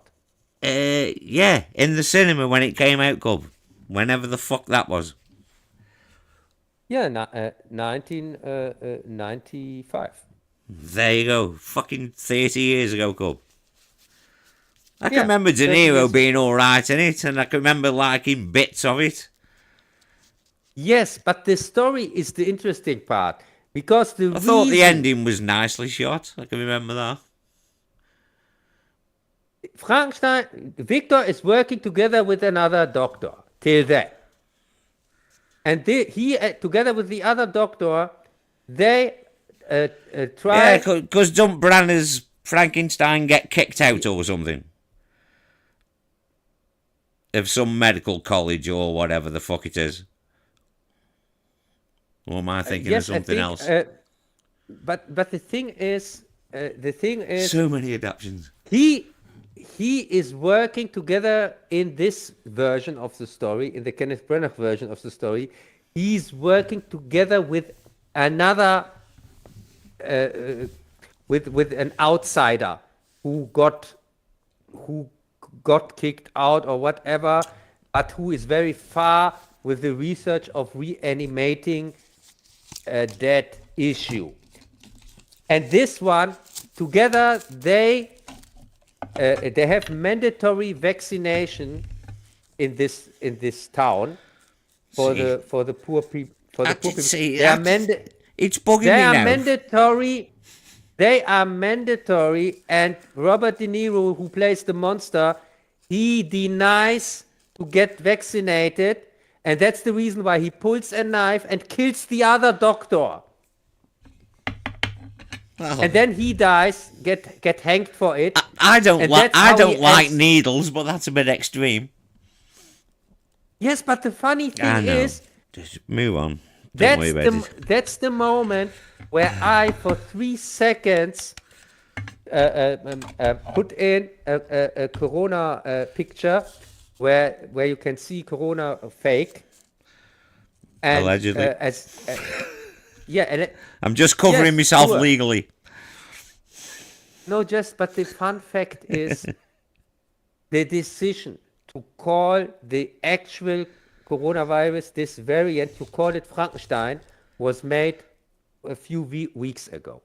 2 weeks ago or something like I that. don't 3 know. weeks ago. I don't pay attention to the news because, Yeah, because it's all Jess, it's all because bought you- and paid for, isn't it? Jess, because you don't know, I'm telling you. So that this decision was made a few weeks ago, but I made my review a few months ago. If you can remember, I made them together with the other ones, which I already released half a year ago. I can remember you even saying about that. Yeah. So the funny thing is that this review that now came out today has this Corona bit in there.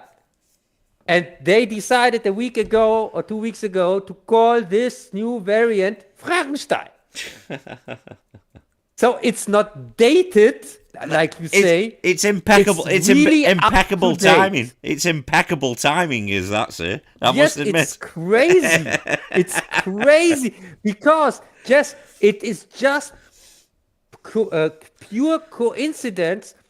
I wanted to release all 6 reviews at the time together. But because these other reviews came in between, these new ones, here, Final Destination and so on, I had the slots. I didn't have the slots for them. I was going to say, I said, because they were a while ago, weren't they, your Final Destination ones? yeah, When yeah, you there was- updated it and whatnot with the last movie, Yeah, there were half a year ago. was it? In Fucking May, hell. I released the Frankenstein, the first 4 Frankenstein reviews. I released in May. Shit. Holy shit. Half a year Maybe ago. my And memory's I getting want- better. I can remember nearly 6 months ago. Yeah, and the thing is, I wanted to release all 6 of them. I already had pushed them back because I finished these reviews already in March. So the reviews were already finished anyway, and I released the Frankenstein ones in May, the first 4, and then I decided to push the other ones along the road, and then they came so close to the new Frankenstein, to the Giuliano del Toro one, because normally I haven't even planned to make a review on that, on the Giuliano del Toro one. It was just due to pure coincidence that I pushed my last 2 Frankenstein reviews so far into the future that I said, okay, fuck it. I put them on the date when the new Guillermo del Toro one comes out, and then I make a 3rd one also. And that's I get that reference, right? Hitler has only got one ball. Fucking hell, what was that fucking version you used to sing in the playground when you were kids? Oh, fuck. Don't matter. Carry on. Yeah, and this is the crazy thing. So over half a year ago, in March, I put that bit in there. In March. And now, when it comes out, they name the coronavirus after it, the actual variant, and I have a corona bit in there. In my Frankenstein review. It's really, this is so great.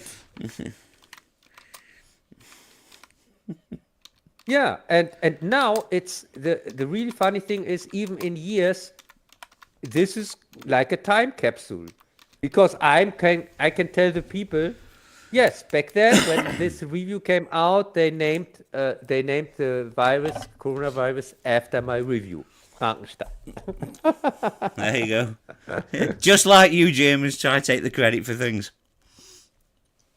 No, but really, I put this bit in there over half a year ago. I know. And now they call it, so they name it after my review. Clearly. They clearly ripped me off. Clearly. Now, if they named a sleeping tablet after one of your reviews, that I could get behind and understand. No, but Jess, do you know It why doesn't they matter. call I don't know why I bother with jokes. I really don't. Yeah, no, but the reason why they called this variant. of Will the you fucking coronavirus, reboot and update your Why- system? why they called it Frankenstein? The reason 2 weeks ago. 2 weeks ago, the movie came into the cinemas in a small release, the Frankenstein movie Right. from Guillermo del Toro. And that's why they called it Frankenstein. They really so they're wanted- just cashing in on the name then, are they? Yes. They It's call not it like anybody Frankenstein. else would do that, Cub. No, but I the know. thing is, it's so predictable, They call this new variant officially Frankenstein in the news. It's not somebody calls it Frankenstein. In the news, they call it Frankenstein variant. In the newspapers. I don't. Mind you, let's face it, man. That'll scare the people, won't it? Fucking hell. Yeah, but I tell you, the reason why they call it that, and 2 weeks ago they started with that, or 2 or 3 weeks ago. It's because they've 2 ran. weeks It's ago- because they've ran out of animals, Cub. They can't No, blame. it's They can't because- blame it on, say, I don't know, the golden retriever fucking virus or the cute poodle I know. virus. I know, but the timing is suspicious. That this is exactly they. Of course, knew it's this not Frankenstein- suspicious. It's winter time. Get the old people scared.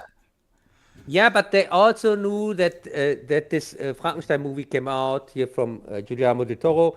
It's a very big, $120 million production. So it's Jesus it's Christ. the biggest. It's Wow. the biggest Frankenstein movie ever made. It's the most expensive one. Yeah, but the thing is, though, the others were made years ago. I know you don't understand Yeah, these things, how business works nowadays, and it's not 1990 anymore. yeah, but the last one was just 50 million, and the last one was 10 years ago. Yeah, 50 million 10 years ago. There's probably 100 million now. Yeah, but this one Probably. is 120 Oh, million. Luke, it doesn't matter, does it? You're quibbling over fucking 20,000, 200,000, Yeah, whatever. 220 million. Well, whatever. It doesn't make no odds. As long as you get the money back and a little bit on top. Which they won't, Let's just hope. because it has just Let's hope they sell them limited edition popcorn buckets. no, it has just a limited release in a few cinemas. It can't make its money back Well, even if it yeah, wants but the to. Netflix deal alone is probably worth the production cost, so they've got the money back. Yes, of course, because it is a Netflix movie. There you go. Netflix See, paid for the complete movie. It's well, a Netflix production. there you go. Then it'll all pay for itself. Then they probably won't make Yeah, and much of a profit, but that doesn't matter. As long as they get the money back, that's no, all that counts now. no, the cinema release was not planned. It is a Netflix movie that got a cinema release on top. Well, yeah, because they're the studios nowadays, Cub. The reason for the limited cinema release is that they wanted Oscar to be qualified for the Oscars. And so it had to play at least in one or two cinemas in the US. Yeah, release in the US. Yeah, yeah, in one or two cinemas for a week or two, whatever, and then it gets qualified for Oscar nominations. Ah, see. Well, you know that It's big not, circle jerk of fucking rich people. yeah, it's not about making money or making money back or something like that, because it didn't make any money back. It didn't chart in the top 10, not even None of near. that shit matters. No, it has nothing to do with meta. I mean, it can't. It is released in so little cinemas only that it couldn't make its money back. Even it would run 25 4 7 because it's just released in a few handful cinemas. It's not even a small release. It's smaller than a small release. Does it run in your cinema, Jess? I haven't looked what's on the cinema. Oh, I have, yeah. I'm gonna watch The Shining Yeah, nice. because I don't No, care but about anything else that's on. Why go watch some newfangled mainstream bullshit movie when I can go watch The Shining? Seems like a no-brainer to me. yeah. A lot of films have contracts now that have to have a cinema release before it streams. Yeah, Yes, that's sort of true though, but it depends who's backing it. Say if it's Netflix who are yeah, putting the money up front, they'll say to you, yeah, right, you can have a limited cinema release, but we want it on our streaming service by X date. Which generally, I said this a few weeks ago. Can you remember when I read that thing about that I thought it was weird how things are coming on streaming very quickly, so it seemed. And I read this thing, depending on the studio and the popularity of the said franchise, whatever the film may be, it can be anywhere now between, I think it was 30 and 60 days. Fucking hell. But that's where the money is, though. The sooner they get on the yeah. streaming, the sooner they recoup all the production costs. And then it's paid for. Then everything after that's a win. Albeit very small amounts. But it's still a win. Yeah, and And I can tell you, if they would have released this Frankenstein as a wide release, it would have bombed. Nothing's like that Oh, anymore. The world isn't like that, Cub. Hardly anybody's going to the cinema anymore. Why do you think cinemas are putting on old movies, hoping people will just come see them? Because nobody's because going there to are the at least cinema good anymore. movies. People, it's a dying art. It's only people who love film who still go to the cinema. Yeah, I can tell Normies, you. your average everyday normie, especially like the late teens to late 20s demographic, they're all stuck on the phones and stuff, and it's not a big deal to them. They can just watch it on, because I mean, phones are getting fucking huge, and they can watch it on the tablet or the phone, and you know, a lot of people, the world's changed. It ain't like it used to be. I'm surprised Yeah, no. cinemas are still even open, to be honest, because they're dying every day. Nobody's going. It's unfortunately it's a Nothing to sad watch. it's a sad time for film that we're living in, because nobody's going to the cinema anymore. Yeah, and the worst thing, it's getting worse. Of course it will. They will eventually. I mean, not in our lifetime, and maybe not in the next generation's lifetime. But in another 50 years, I can't see cinema being a thing in 50 years. I think they will all be gone by then, sadly. Can you remember Next Generation when they talked about television in the 20 when does it play, the Next Generation? 23rd century? I have no idea of the timeline, dude. I think it plays in the 23rd century, the Next Generation, Yeah. Star Trek. Because I'm not a huge fan of that show. I like some of it. Yes, but in the first season, I think, here in the I'm a ride or die Kirk and Spock and McCoy and Chekhov and Sulu and whatnot. And yeah, Uhura. but I think in I'm the old episode, school 3 channel Star Trek. yeah, in the episode Neutral Zone, they talked about television, TV, and Data said, yeah, this was a form of entertainment that didn't survive the 22nd century or something like that. Yeah. Well, And it that's seems because like, the Star Trek world is a beautiful utopian society, isn't it? The world of the yes, next but it looks, generation. yeah, but think about it. It seems like he was right. No, television more than ever, but not as in terrestrial networks. The networks, that doesn't matter anymore, because people are consuming just shit on YouTube. Some people are even brainwashed by YouTube videos. Yes, but he said 20, I'm sure he said 22nd century. Dude, I could only imagine how every network across the globe, I can only imagine how much they're struggling for viewers. Hey, I would laugh my ass off when 22nd century there is no television anymore, and this is just the truth that they predicted in the 80s here Dude, with well, Next Generation. eventually you're probably going, I don't know, fuck knows. That's, oof, I dread to think of the future. I'm glad I'm halfway No, but through my fucking life.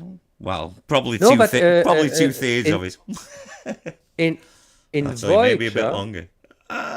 in Voyager, you have some of the characters in Voyager, Paris, for example. Paris. Oh yeah, What? the worst actor in the show. Yeah, Yeah, it's not about the actor. I mean, Luke, I know, but I'm just Tom Paris. I do char- believe his character. Yeah. yeah, but he's a fan of old TV Hang on, to series. be fair, he did have a couple of good episodes. If I'm just thinking now, I think I can remember Yeah, liking a few episodes with Tom Paris in now. I stand corrected, yeah, dear listener. and they are watching sometimes old TV stuff like people are watching it today. Indeed. Just from memory, we watch it from the internet and so on, but and they of course watch it from the board computer. But it's kind of the same thing. When they watch something old stuff, they just watch what they want to watch, nostalgia kind of like, and that's it. And we are doing already nowadays, the same thing. Yeah. Yeah, which is kind of interesting. Well, it's all changing. The world's fucking changing, man, in leaps and bounds. It's maybe the government underground are finally releasing some of that alien technology they've had since Roswell Cub. Yeah, maybe. So let's talk about the war games. So that was it for Troughton? It was indeed. That one's too young. That one's too old. That one's too fat. Yeah, and also, first off, this is the first time we visit his home planet or not? Well, he's before. Well, yeah, because that's the first time you see like a council of Time Lords. Yeah. Yeah, and also the warlord. Dude, what did I tell you about the war chief? Who I said who is not the master, but maybe.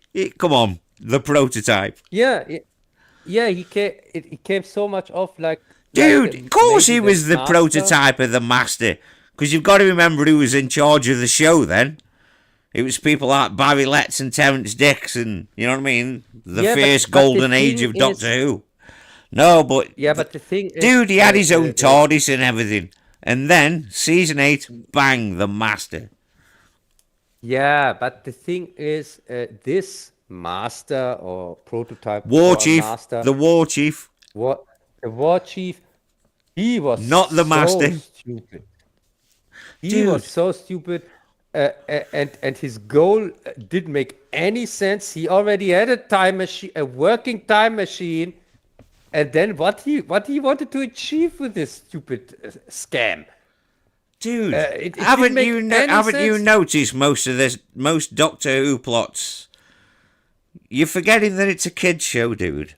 You do realise that? Yes. Maybe that's the reason why his companions, every time, the first thing that they do is blaring out, yeah, we are here with the TARDIS. It's the time machine. Yeah. Dude, they are the... To everyone. The companions at that point were to just explain exposition and go, look out, Doctor! Ah! That was the companion's job. But really... Oh, you had to say goodbye to Jamie and Polly, didn't you? As well in the War Games, I think. Yeah. Did you?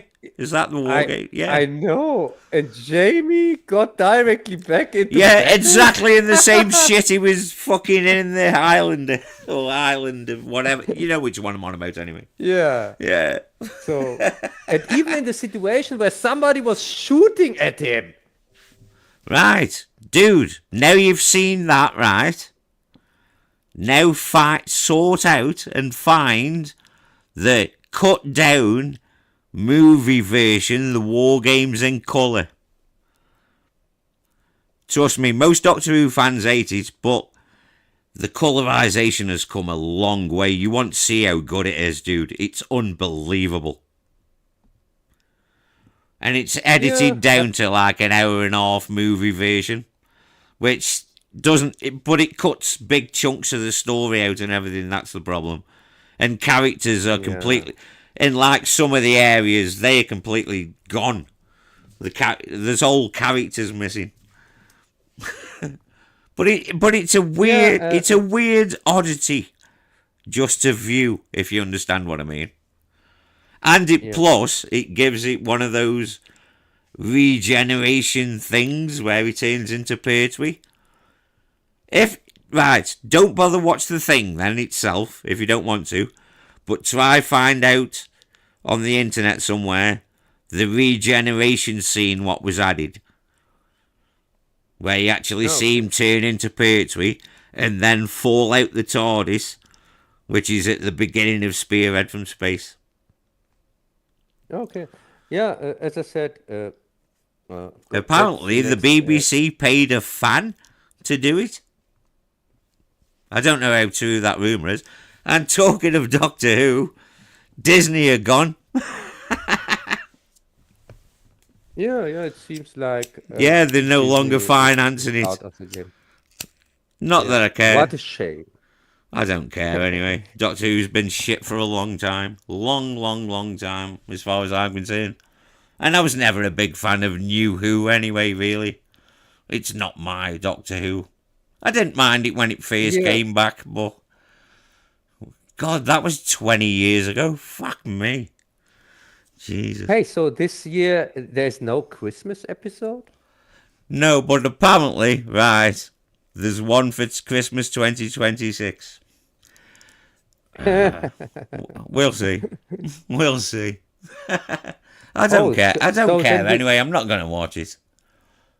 So I give up when Matt Smith became the Doctor. I was pretty much out at that point. Yeah, so the Christmas episode is probably Rose as Doctor. Oh, dude, I've told you before. That's a fucking what's his sense? It's a bait and switch, that is. She ain't going to be the Doctor. Because in some episode in New Who, where she gets blasted by some shit from the TARDIS or something. You probably know New Who more than I do. Yeah, but the thing is, there is no... Who else should be the one in this 26 Christmas episode? Who well, else yeah, should she'll be any, but she's not going to be the Doctor. Because for sure it's not Judy Gartwa. Well, no, he's gone. That... I knew he was gone. Right, Cub, do you want me to tell you how I knew he was gone? Because that aforementioned regeneration thing, where he was going in the original, you're too old, you're too young and whatnot. Jodie Whittaker and whatnot flashes on the screen. But there's no Ncuti Gatwa. That told me then, right there and then. Because it's the BBC, remember? They would have showed the current Doctor in that slideshow. That told me then and there Ncuti was gone.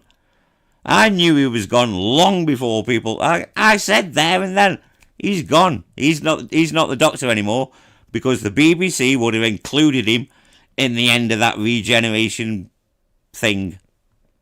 At the end of the War Games in colour. No doubt. And because he wasn't in it, that told me he was already gone. And I was right. I don't care anyway. Said, Doctor Who's been... I just like the old Doctor Who. I can watch them. And I've just bought a fifth Doctor figure as well. It came through the post this morning. He looks awesome standing next to the fourth Doctor outside the TARDIS on my shelf over there. Oh, bollocks! I forgot about 2 Cybermen I was getting bid on. Oh, fuck. I knew there was something I had to do today. I was getting bid on 2 Cybermen. 80 Cybermen, which is the ones I can remember. Oh, fuck. And I forgot all about it. Bollocks. Never mind. There'll be others. Yeah. Yeah, so as I said, I'm going to start... sorry, press play. Go on. With the next season of Doctor Who. Season 7, which is the first one in colour. Indeed it is, yes, with John Pertwee. Wurzel Gummidge himself. And if you're British or Australian, you'll know who Wurzel Gummidge is. And also it has less episodes than till now. I can't remember. Dude, you are entering the first golden age. Well, not the first golden age, but oh No, man. because Wait till till you see now we Spearhead, all Spearhead from space. I don't yes, want to tell because you. I till don't want to now, tell you the villains are because there were new villains at the time, and it's the first yeah, appearance. yeah, because till now we had 40 episodes, kind of, or 42 or whatever, and from now on we only have 25 episodes. I don't know. I don't count them, dude. Pardon me. Yeah, they're in my folder. That's why I know how many episodes there are in there. There you go. And the next seasons, from season 7 on, I have 25 episodes. Season 7. Oh, the first 25, Pertwee. 26. Yeah. Don't get too used to Liz Shaw. That's all I'm saying about season 7. Sadly, because I quite liked Liz Shaw. Good character. It was the first real breakaway from that fucking damsel in distress fucking shrieking doctor and bullshit. So they got rid of her and brought in Joe Grant for season 8. And then it was Yeah, back let's to see. screaming and exposition and doctor. Yeah, so don't get used to fucking Liz Shaw. She should have been in it a Yeah, lot more. so She was good, Liz Shaw, the character. Oh, wait till you yeah, get to season 8, the first introduction of the Master as well. Yeah. which episode is the first introduction? It's season 8. You haven't got there yet, so just wait, dear boy. Yeah, what's the name of the episode? Oh, shit. It's the one with the in, but I don't want to say who it is because it's the first episode. The same villains are in the first episode of season 7. Spearhead from space. Oh, I can remember what it's called, but the villain is in the title of the one with the Master, so Oh, okay. after you've watched Spearhead from space. Yeah. Yeah, which I'm going It's to do. Terror of the Bleep.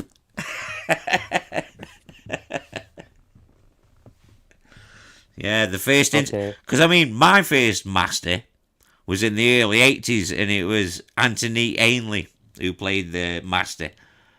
And then when I got a little Yeah, bit because older, I watched older Who, the Pertwee era, where's the DVDs come out and stuff, and oh man, Roger Delgado sadly died in a car crash. But fucking hell, he was excellent as the Master. Roger Delgado was just excellent.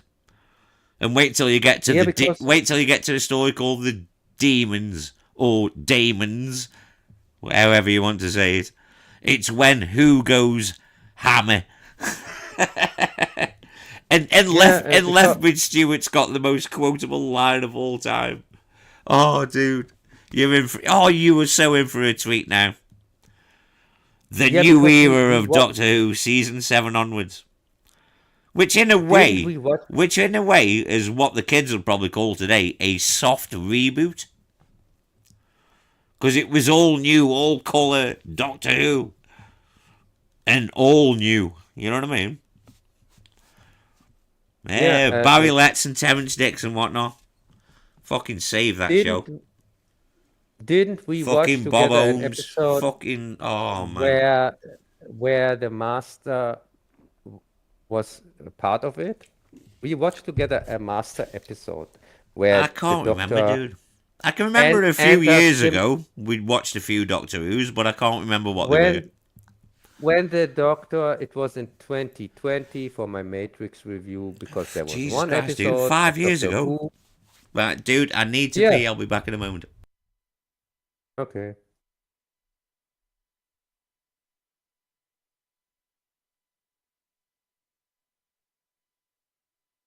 Yeah, that's typical for Jazz.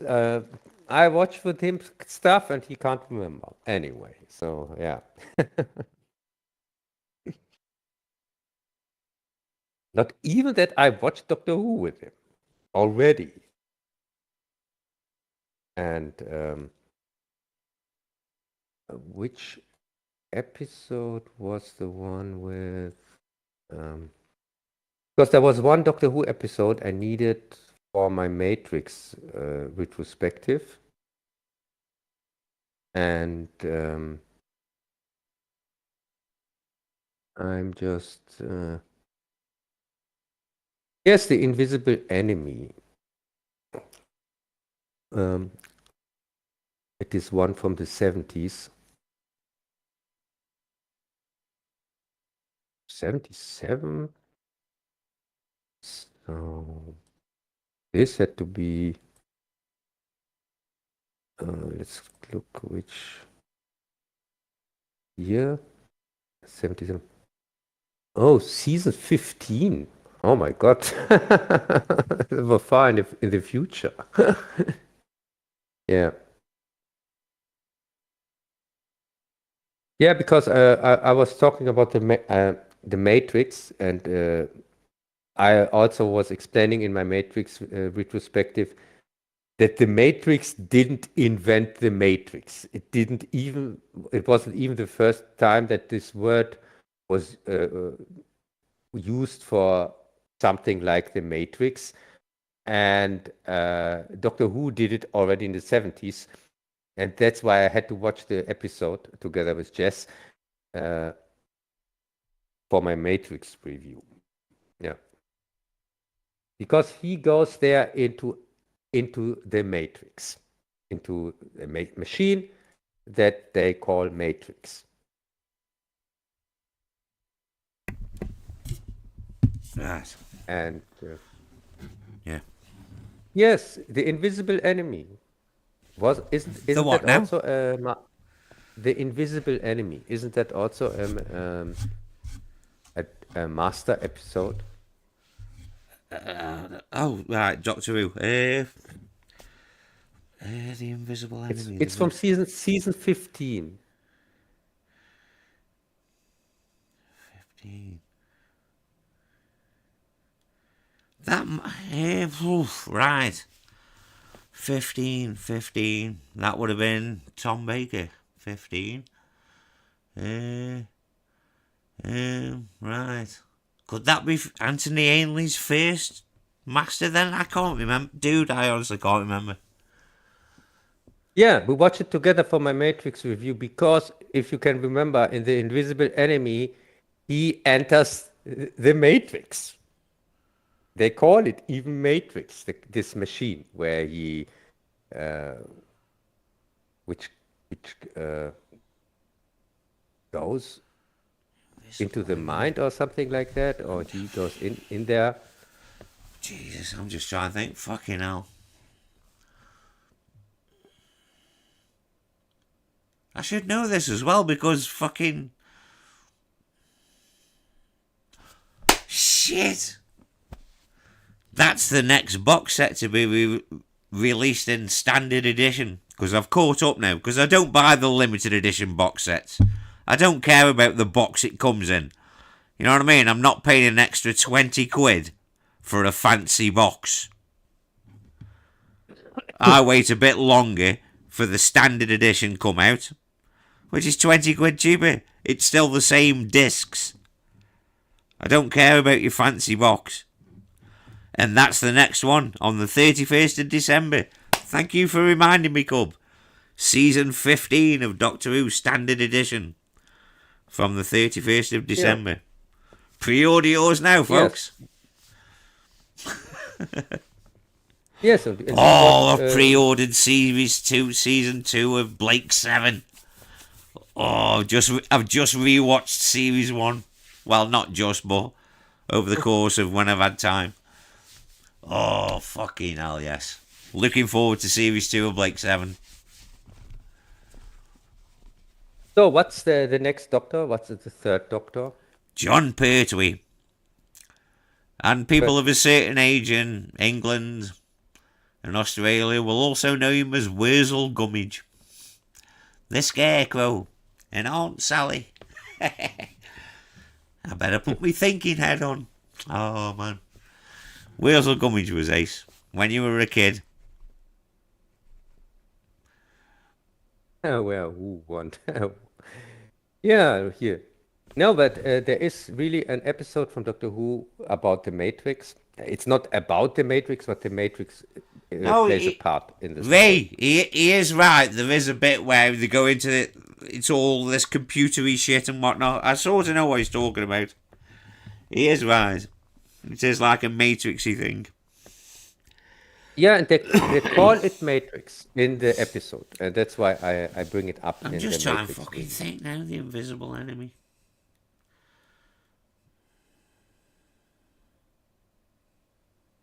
I think It's been a while. isn't the machine responsible for that the people are acting weird and this try to assassinate the minister and things like that? I honestly can't remember, Cub. I really can't. Because the episode, the whole episode is about the assassination. Is it of the chief Time Lord? And Doctor Who and the Doctor gets framed. That's it. That's the one. Thank you, Cub. Thank you fucking very much. Is that it? I know which one you're on about now. Yeah, and Yeah, then I it turns do. out that Because it's the master is it's behind. the bad guy who's corrupt the Matrix and whatnot. Yeah, Yeah, and I it know turns what out you're on about the now. end, Yeah, yeah, it thinks turns out that the master was behind it. it And does. that's Fuck yeah. hey, maybe I should watch my Matrix review because in that I explain the plot of the story. Well, it's not the worst excuse you've had for a re-release, Cub. No, I'm not going to re-release the Matrix because Matrix is the only review. Well, dude, why bother? One of the fucking Wachowskis tried to re-release The Matrix, and look how that ended up. No, the Matrix, my Matrix Oh review God, is that must have been one of the really biggest stinkers of the year. That movie. No wonder the other one didn't can, have anything to do with it. Fucking hell. no, but can you remember when the Matrix 4 came out? I That's the think one it I'm on was about. yes, but it was They should have 2022. just called it Matrix. It's too meta, Jim. Yes, it came out 2022 or not. I don't know. I can remember both of us fucking slagging the movie off. Matrix came out during Corona, Matrix 4. Well, whenever it came out, I can remember And me being. And I and tried, because you know me, Cub, I try to look for at least a glimmer of something, do you know what I mean? But that was just void. And it was trying to be so oh, you know what I mean? It's like, look how meta we are. It's like, fuck me. The whole oh no, premise of that, it's been done to it death, yes, man. No wonder yes, one of it came out. the other Wachowski didn't want anything fucking do with it. I don't blame y- her, Yes, it I came guess. out 2021. Yeah, either way, terrible fucking movie. No, Nobody liked no, it. but yes, I know. But the thing is, in my Matrix review from 2020, I show at the end an article. I say, thanks God, the stupid Matrix are over with the third one, and that's it. And then I show an article where they announce part 4, and where I say it's going to be probably crap anyway. And I was right. I don't have to review it because I already say in my Matrix review from 2020 that it's going to be crap anyway. I predict that already. Yeah, but There. dude, it's not exactly a prediction because you say that about everything. So it's not really a prediction when it's as good as your fucking catchphrase. No, but the thing is, I was right. Well, yeah, dude, even a broken clock's right twice a day. Yes, but that means I And, don't and, have and to trust me, remake. you're the king of broken clocks. Yes, yes, sure. But that means I don't have to remake my Matrix review for because there is a new Matrix out there. Because I already said in this review, this is going to be shit anyway. I was right, so there is nothing wrong in the review. The And best it, the best Matrix is the Animatrix, and all the fucking kick-ass fucking soundtrack on them fucking. Oh man, yeah, the Animatrix. What a fucking thing that was. yeah, That was a thing of yeah, beauty. yeah, but not all of it. Some of it Dude, was pretty okay. much every story. I love the one where the kids are playing and they find that little glitch in the Matrix. I fucking love that one. But then there's Yeah, like, no. oh man, with fucking Uzi to do the music, Evil 9, do the fucking soundtrack to that. The only two-parter on it. That one's fucking wicked, man. And Evil 9, I think it is, who do the music. Fuck yeah. That's the best Matrix thing, that is. The first Yeah, one, but you the can. first one will be brilliant if only they got an actor, and for some reason they went with Keanu Reeves. Baffling choice. Yes, and instead of letting him play a program, he would have been a very believable program or not. Yes. If anything, yeah, he should have been fucking Mr. Smith or whatever the fuck. Yes, Actually, it's no, it's hang on, no, exactly no, I'm still giving him too much. no, No, I'm still giving no, him too much credit. He shouldn't have been in the movie. no, but it's exactly like with Terminator 5, Jenny Shit, Jai Courtney. He was the only one Which where you one? could Which one believe was he Jai Courtney? I can remember the name, but I don't. I have no idea who he is. he What? was supposed to play John Connor Right, I'm with you. in That Janet was that Shit, was just a and bag he of garbage and anyway. Who cares about that film?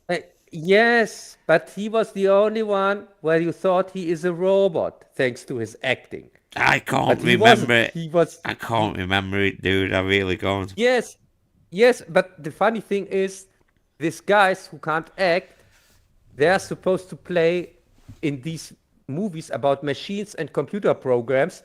Instead of letting them play a machine or computer program, which you would believe them, since they can't act. Fucking Ray with the king of the dad jokes. Dad jokes. It's a thing. Don't worry about it. Hey, I would love to play the Invisible Man because the Dude, Invisible you Man don't. You don't is have my to play him, dude. You fucking live it. hey, Well, Invisible Man as long is as my somebody keeps updating the chips in the back of you and reprograms you and boots you up every morning. hey, it's my favorite H.G. Wells novel. So yes, I would love to play that character. No. Yeah, but you see, think about it though, Cub. What could you really do? I mean, you could have some fun and games for a while, but then you've got to remember you're naked all the time. You're invisible, right? And it's winter time. Don't forget that. Yeah, and so you've got to have a change of clothes handy everywhere you go. I think it'll stop being fun after about 2 weeks, and then I think you'll start thinking, "Oh, this is fucking getting boring now." But I think I for don't two think weeks that you'd have a bit anybody. of fun. I don't think that anybody could stay 2 weeks in winter time outside naked. See, Yeah, but I'm just trying to think of movies that the first no, time but you saw like a the weather effect on an invisible no man character. Come on, Cub, no help me out. the the the adaptation, the first one, is you can't get better than that.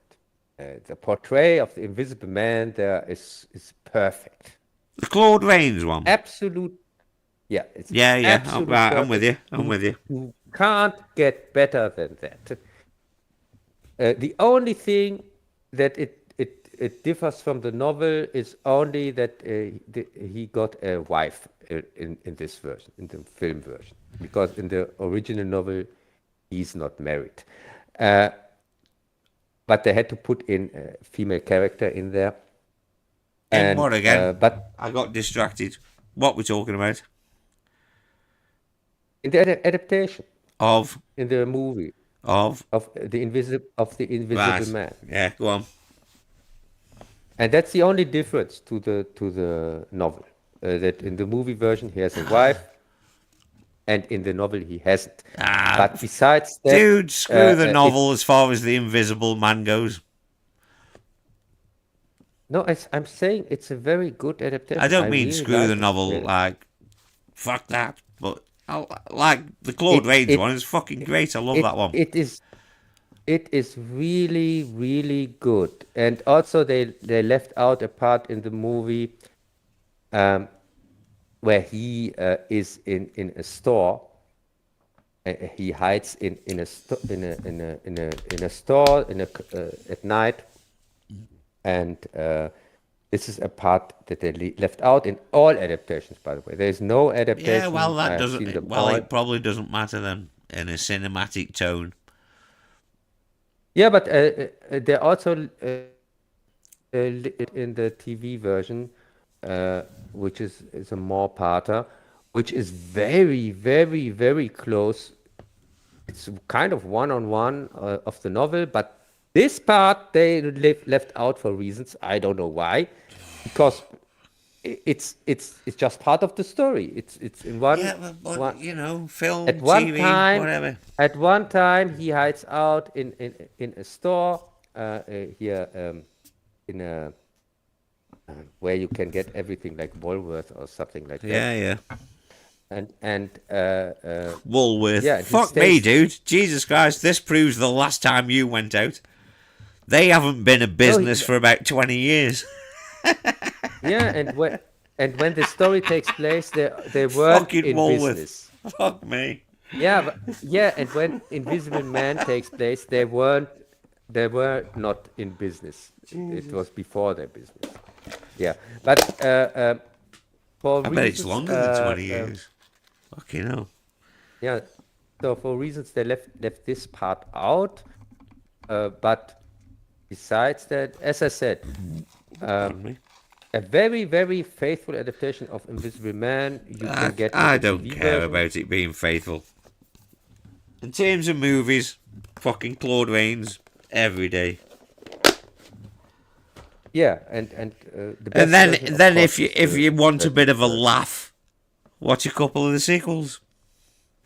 But just don't take it seriously, because the makers of them films certainly didn't. Sequels are all garbage. They're not garbage. They're entertaining, dude. Yes, especially the Invisible Woman or the Invisible Agent. They're entertaining little flicks, matey. Hey, you can ask some actors. They can tell you about their invisible agents. Well, I'm yeah. sure. I'm pretty sure you're right there, Cub. Or how many agents got fucking fired? Man, good old Lon Chaney though. Lon Chaney Jr. He'll turn up for a fucking sandwich and a fucking cup of coffee, won't he? Well, a sandwich and a bottle of whiskey. Lon Chaney will turn up for Junior. So. You can ask some actors who are not working about their invisible agents. Yeah. Fuck me. Lon Albion anything Cheney fucking Junior. Just keep giving me the money. I don't care how ridiculous the parts get. Yeah, but the Carry On films are not. Yeah, there's specialty of jazz. They're just they're a product of the time. Right, Carry On movies are British. No other country would get that humour.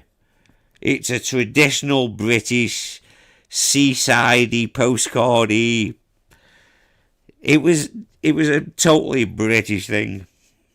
Apart from the Australians, because they were just pretty much us, but with better weather. You know what I mean? Yeah, I watched them all, by the way. I watched all Carry On movies back then. I'm surprised you even understood the jokes. Yeah, the one Well, on you know what I mean? water, It's. the one Hey, that oh, plays dude, on the boat, carry on screaming is still a classic. the one that plays on the boat. What is the name, the English version of it? Oh, Jesus. Let me think. One on the That plays boat. on the ship, on military here on the in the Navy, something like the Navy. Dude, I can't remember. I really fucking can't. It's been a while. It's been a while. Because in Germany it is called Our Torpedo Comes Back.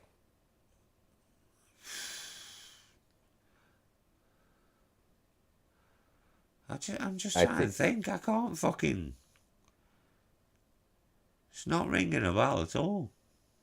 And you, I thought you know all the names of the Carry On movies, at least in your own language. I would say who's in it, but fuck me, it's generally the same cast in a lot of them, so that'll be no point.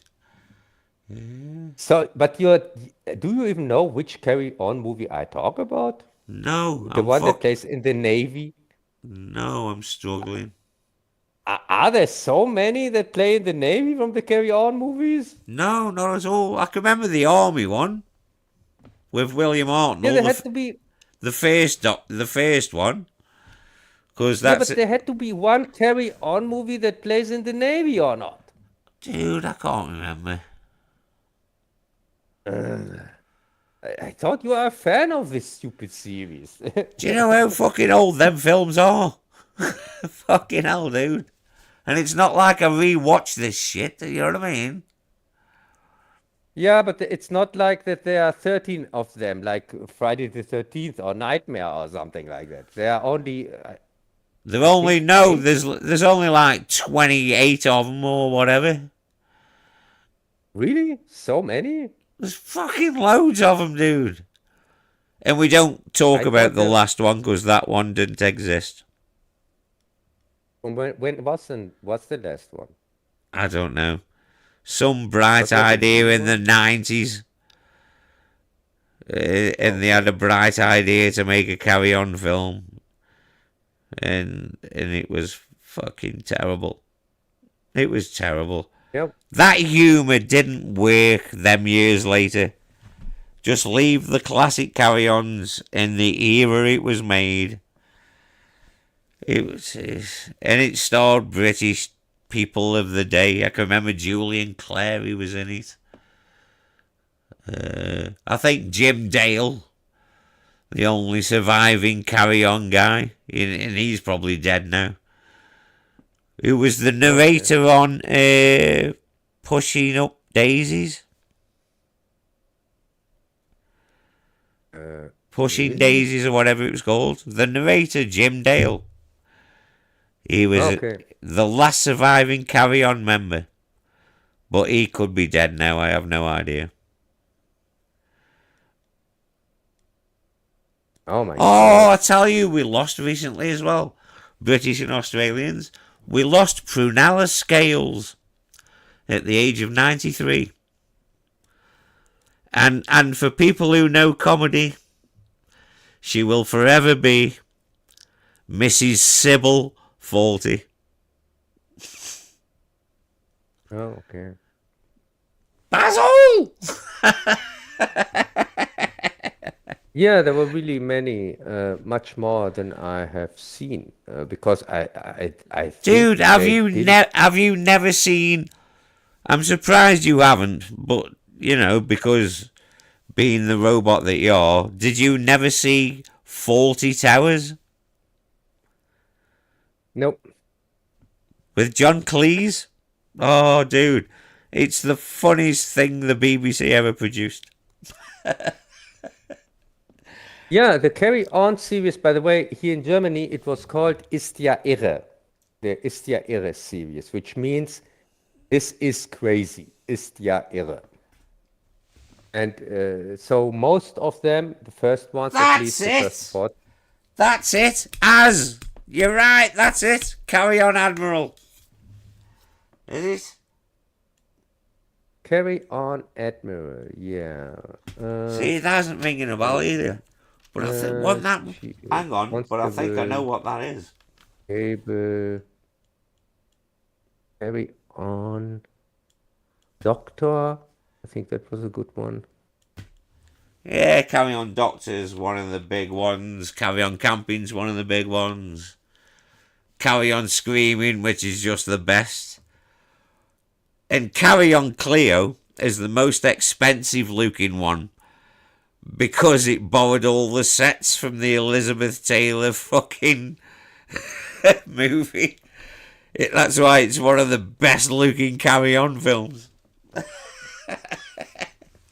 And Carry On Screaming's great, dude. It's a comedic take on the old... Yes, you've seen that one, haven't you? Which one, is like the vampires and yes, whatnot. yes, I've seen that one. Carry On Screaming, I have seen. But, Carry On Cruising, Don't mention that was the one. Well, you started it. Yeah. No, you didn't. You invaded Poland. No, the one I was talking about, the one on sea, is Carry On Cruising. Carry On Cruising. Yeah, Carry On Cruising. That's the one. Yeah, I was see? talking about. Yeah, right. Right. Okie dokie. I got fucking confused as fuck then. Yeah, there are 30 of them, by the way. No, there's 29. Trust me. Carry On fans will tell you there's only 29. Carry On fucking Carry Columbus or whatever the fuck it was called. Columbus, which came out in the Columbus year, by the way, in 1992. Yeah, I That was just told you it was from the fucking 90s, and we don't speak about that because it doesn't exist. Yeah, and the Carry On series really. As a matter of fact, it's that bad. I wonder if I can get away with putting it on my channel. Mind you saying that, though. I've got away with putting 3 of them on, and ITV haven't fucking struck me down with lightning yet, so, you know. Even though they're blocked in the UK, so if you look through my videos in the UK, you won't see the Carry On movies. Actually, you won't see a few of the British movies that are on there, because they're blocked in the UK. But ITV, God bless them, have left me alone. The nice chaps that the ITV Broadcasting Company Corporation are. Oh, and thank you, my dears. And, and if you ever want me to run and be a corporate slave and run an ITV Carry On channel, just give me the check and give me the code. Ding! now I understand. There is another one that plays on water. It's called. Yeah, it was, Adam. Indeed, it was. It's called Watch Your Stern. It's not a Carry On movie, but there because so many actors of the Carry On movies and even the director, I think, and the producer. Let's see, Peter Rogers, I believe, was the producer of most of them. Yeah, if I remember right. Because it had the same crew behind it, it was labeled as a Carry On movie here in Germany. It was put under the Ist ja irre movies, and that's why I confused it with an original Carry On movie. There you go. Hence me not understanding what the fuck you were talking about. There you go. See, we got there in the Germany. end. Like I said, our torpedo comes back. Ist ja irre, our torpedo comes back. Well, see. So I was completely right. Well, things get lost in translation, don't they? Yeah, these assholes called it Carry On. Ist ja irre. The Carry On movies were called first 14 Carry On movies were called Ist ja irre. And they put this one just under them. And called this one also Ist ja irre. And Well, so I thought it's a Carry On movie. yeah, well, you know. And as I said, it had the same actors, it had even the same director, the same producer, everything the same with like the other ones. Well, it's you know, distribution rights and whatnot. And they were all jobbing actors back then, you know what I mean? Any paycheck that comes. Yeah. Oh, God. But what would you say? Are most of them good, or are only the first ones good and most of them are crap? You wouldn't get the jokes. And the jokes are old now, to be fair. You have to be a certain age and... Yeah, but that was not what I was asking. I was Well, asking... if you let me finish, they're the crux of the movies. It's just in whichever situation it might take place. And a lot of them just end in everything going really bad, destruction, or just chaos, and it's you know, they are what they are. They're a product of the time. Yes, but I watched them back then, and I liked most of them. I can remember, for example, Dude, Carry if On. you want Don't something, lose your head. That was a really good one in the French Revolution. hang on, And didn't I? also Whoa! Haven't I put that on my channel? I don't know, because I saw it back then on TV. I swear And, I've put that one on my channel. Yeah, maybe you have, but I already have Like seen and that one subscribe. in German. No, I have seen that one in German already, and that's why I can remember it. I have also seen What's the one with fucking Phil Silvers in? Carry On Cleo. I can remember Oh, that. Carry and On, I've seen Carry that On Cleo. on TV. Everybody, also just like. hang on. Carry On Cleo, man. Everyone's, that's the most gorgeous looking. Because they borrowed all the props from the old fucking movie, so he was like, yeah, this is fucking great. Yeah, and I can also And Carry On remember Screaming is probably the most entertaining. Carry On Spying. I can remember that. Oh, Carry On Spying. 000. Charles Autry, yeah. 000. Yeah, and Charles Autry. He died penniless chasing fucking sailors a quarter of his age around the... yeah, shame what happened to Charles Autry. The what? Carry On Teacher. Carry On Teacher. Teacher? I can remember that also. Teacher? Yeah, Carry On Teacher. Yeah. I'm not sure about Teacher.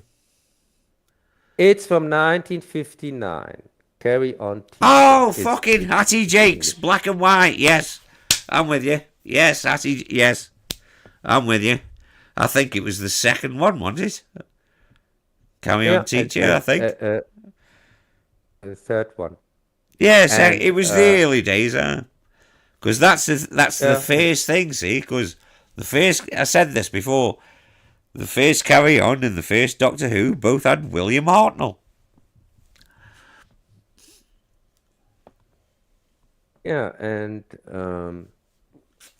from then on they had a different title. Carry On, in the German Cabby. version. Classic. They didn't call them Carry On anymore. After Carry On follow that camel, they called the series here in Germany differently. They gave it different names. That's you Germans for you. From then on, most of them had the beginning Das Total Verrückte, which is translated in the totally crazy and then something.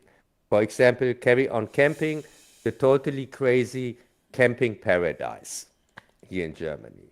Fucking Or hell, Carry On dude. Doctor, the totally crazy house here in Germany. And You know, I can remember that I have seen the next one, the totally crazy Amazonian, Carry On up the jungle. I which is can also remember on my that. channel. Fucking Cub. I found another film today with the French chap, the gendarme actor.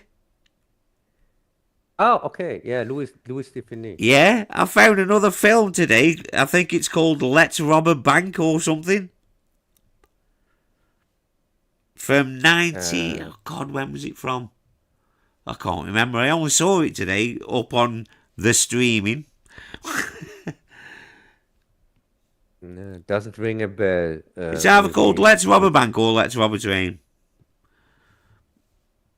It's Let's Rob something, but I think it's called Let's Rob a Bank. But Can't remember. again, what does it he could be play? called something else.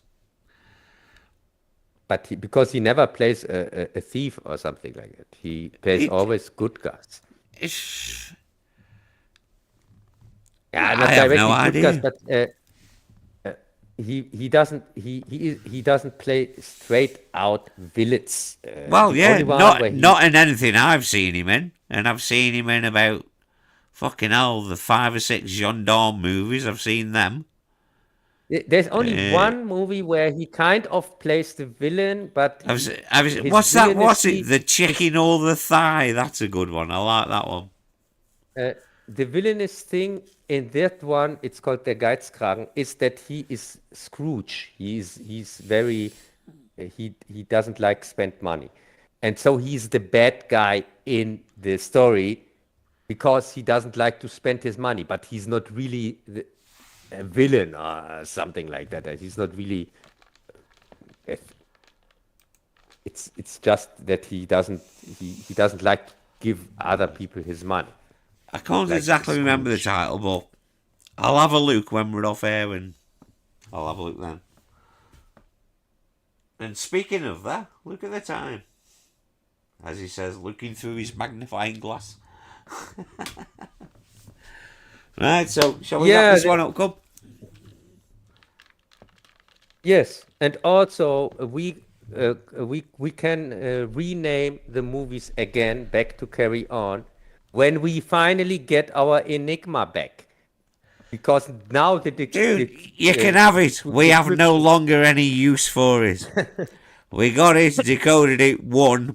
Case closed. You can have it back as far as I'm concerned. Have it back. It served its purpose. Yes, that would be nice, because there are many emails we can't read because we don't have the stupid Enigma. Yeah, And like I say. I'm pretty sure there are some importance in between. No. We discovered everything that needed to be known. You can have it back now. It served its purpose. You can put it in the room of other failed German things. No, and now this is the proof that you are lying, because I know for a fact I that want you to already piss and it's 2 hours. that you already gave it to the Americans and told them they can pretend they have stolen it. They Dude. made even a movie about that. If the paycheck was big enough, I'm sure we did. And on that note, good night, folks. Yeah, bye. Laters.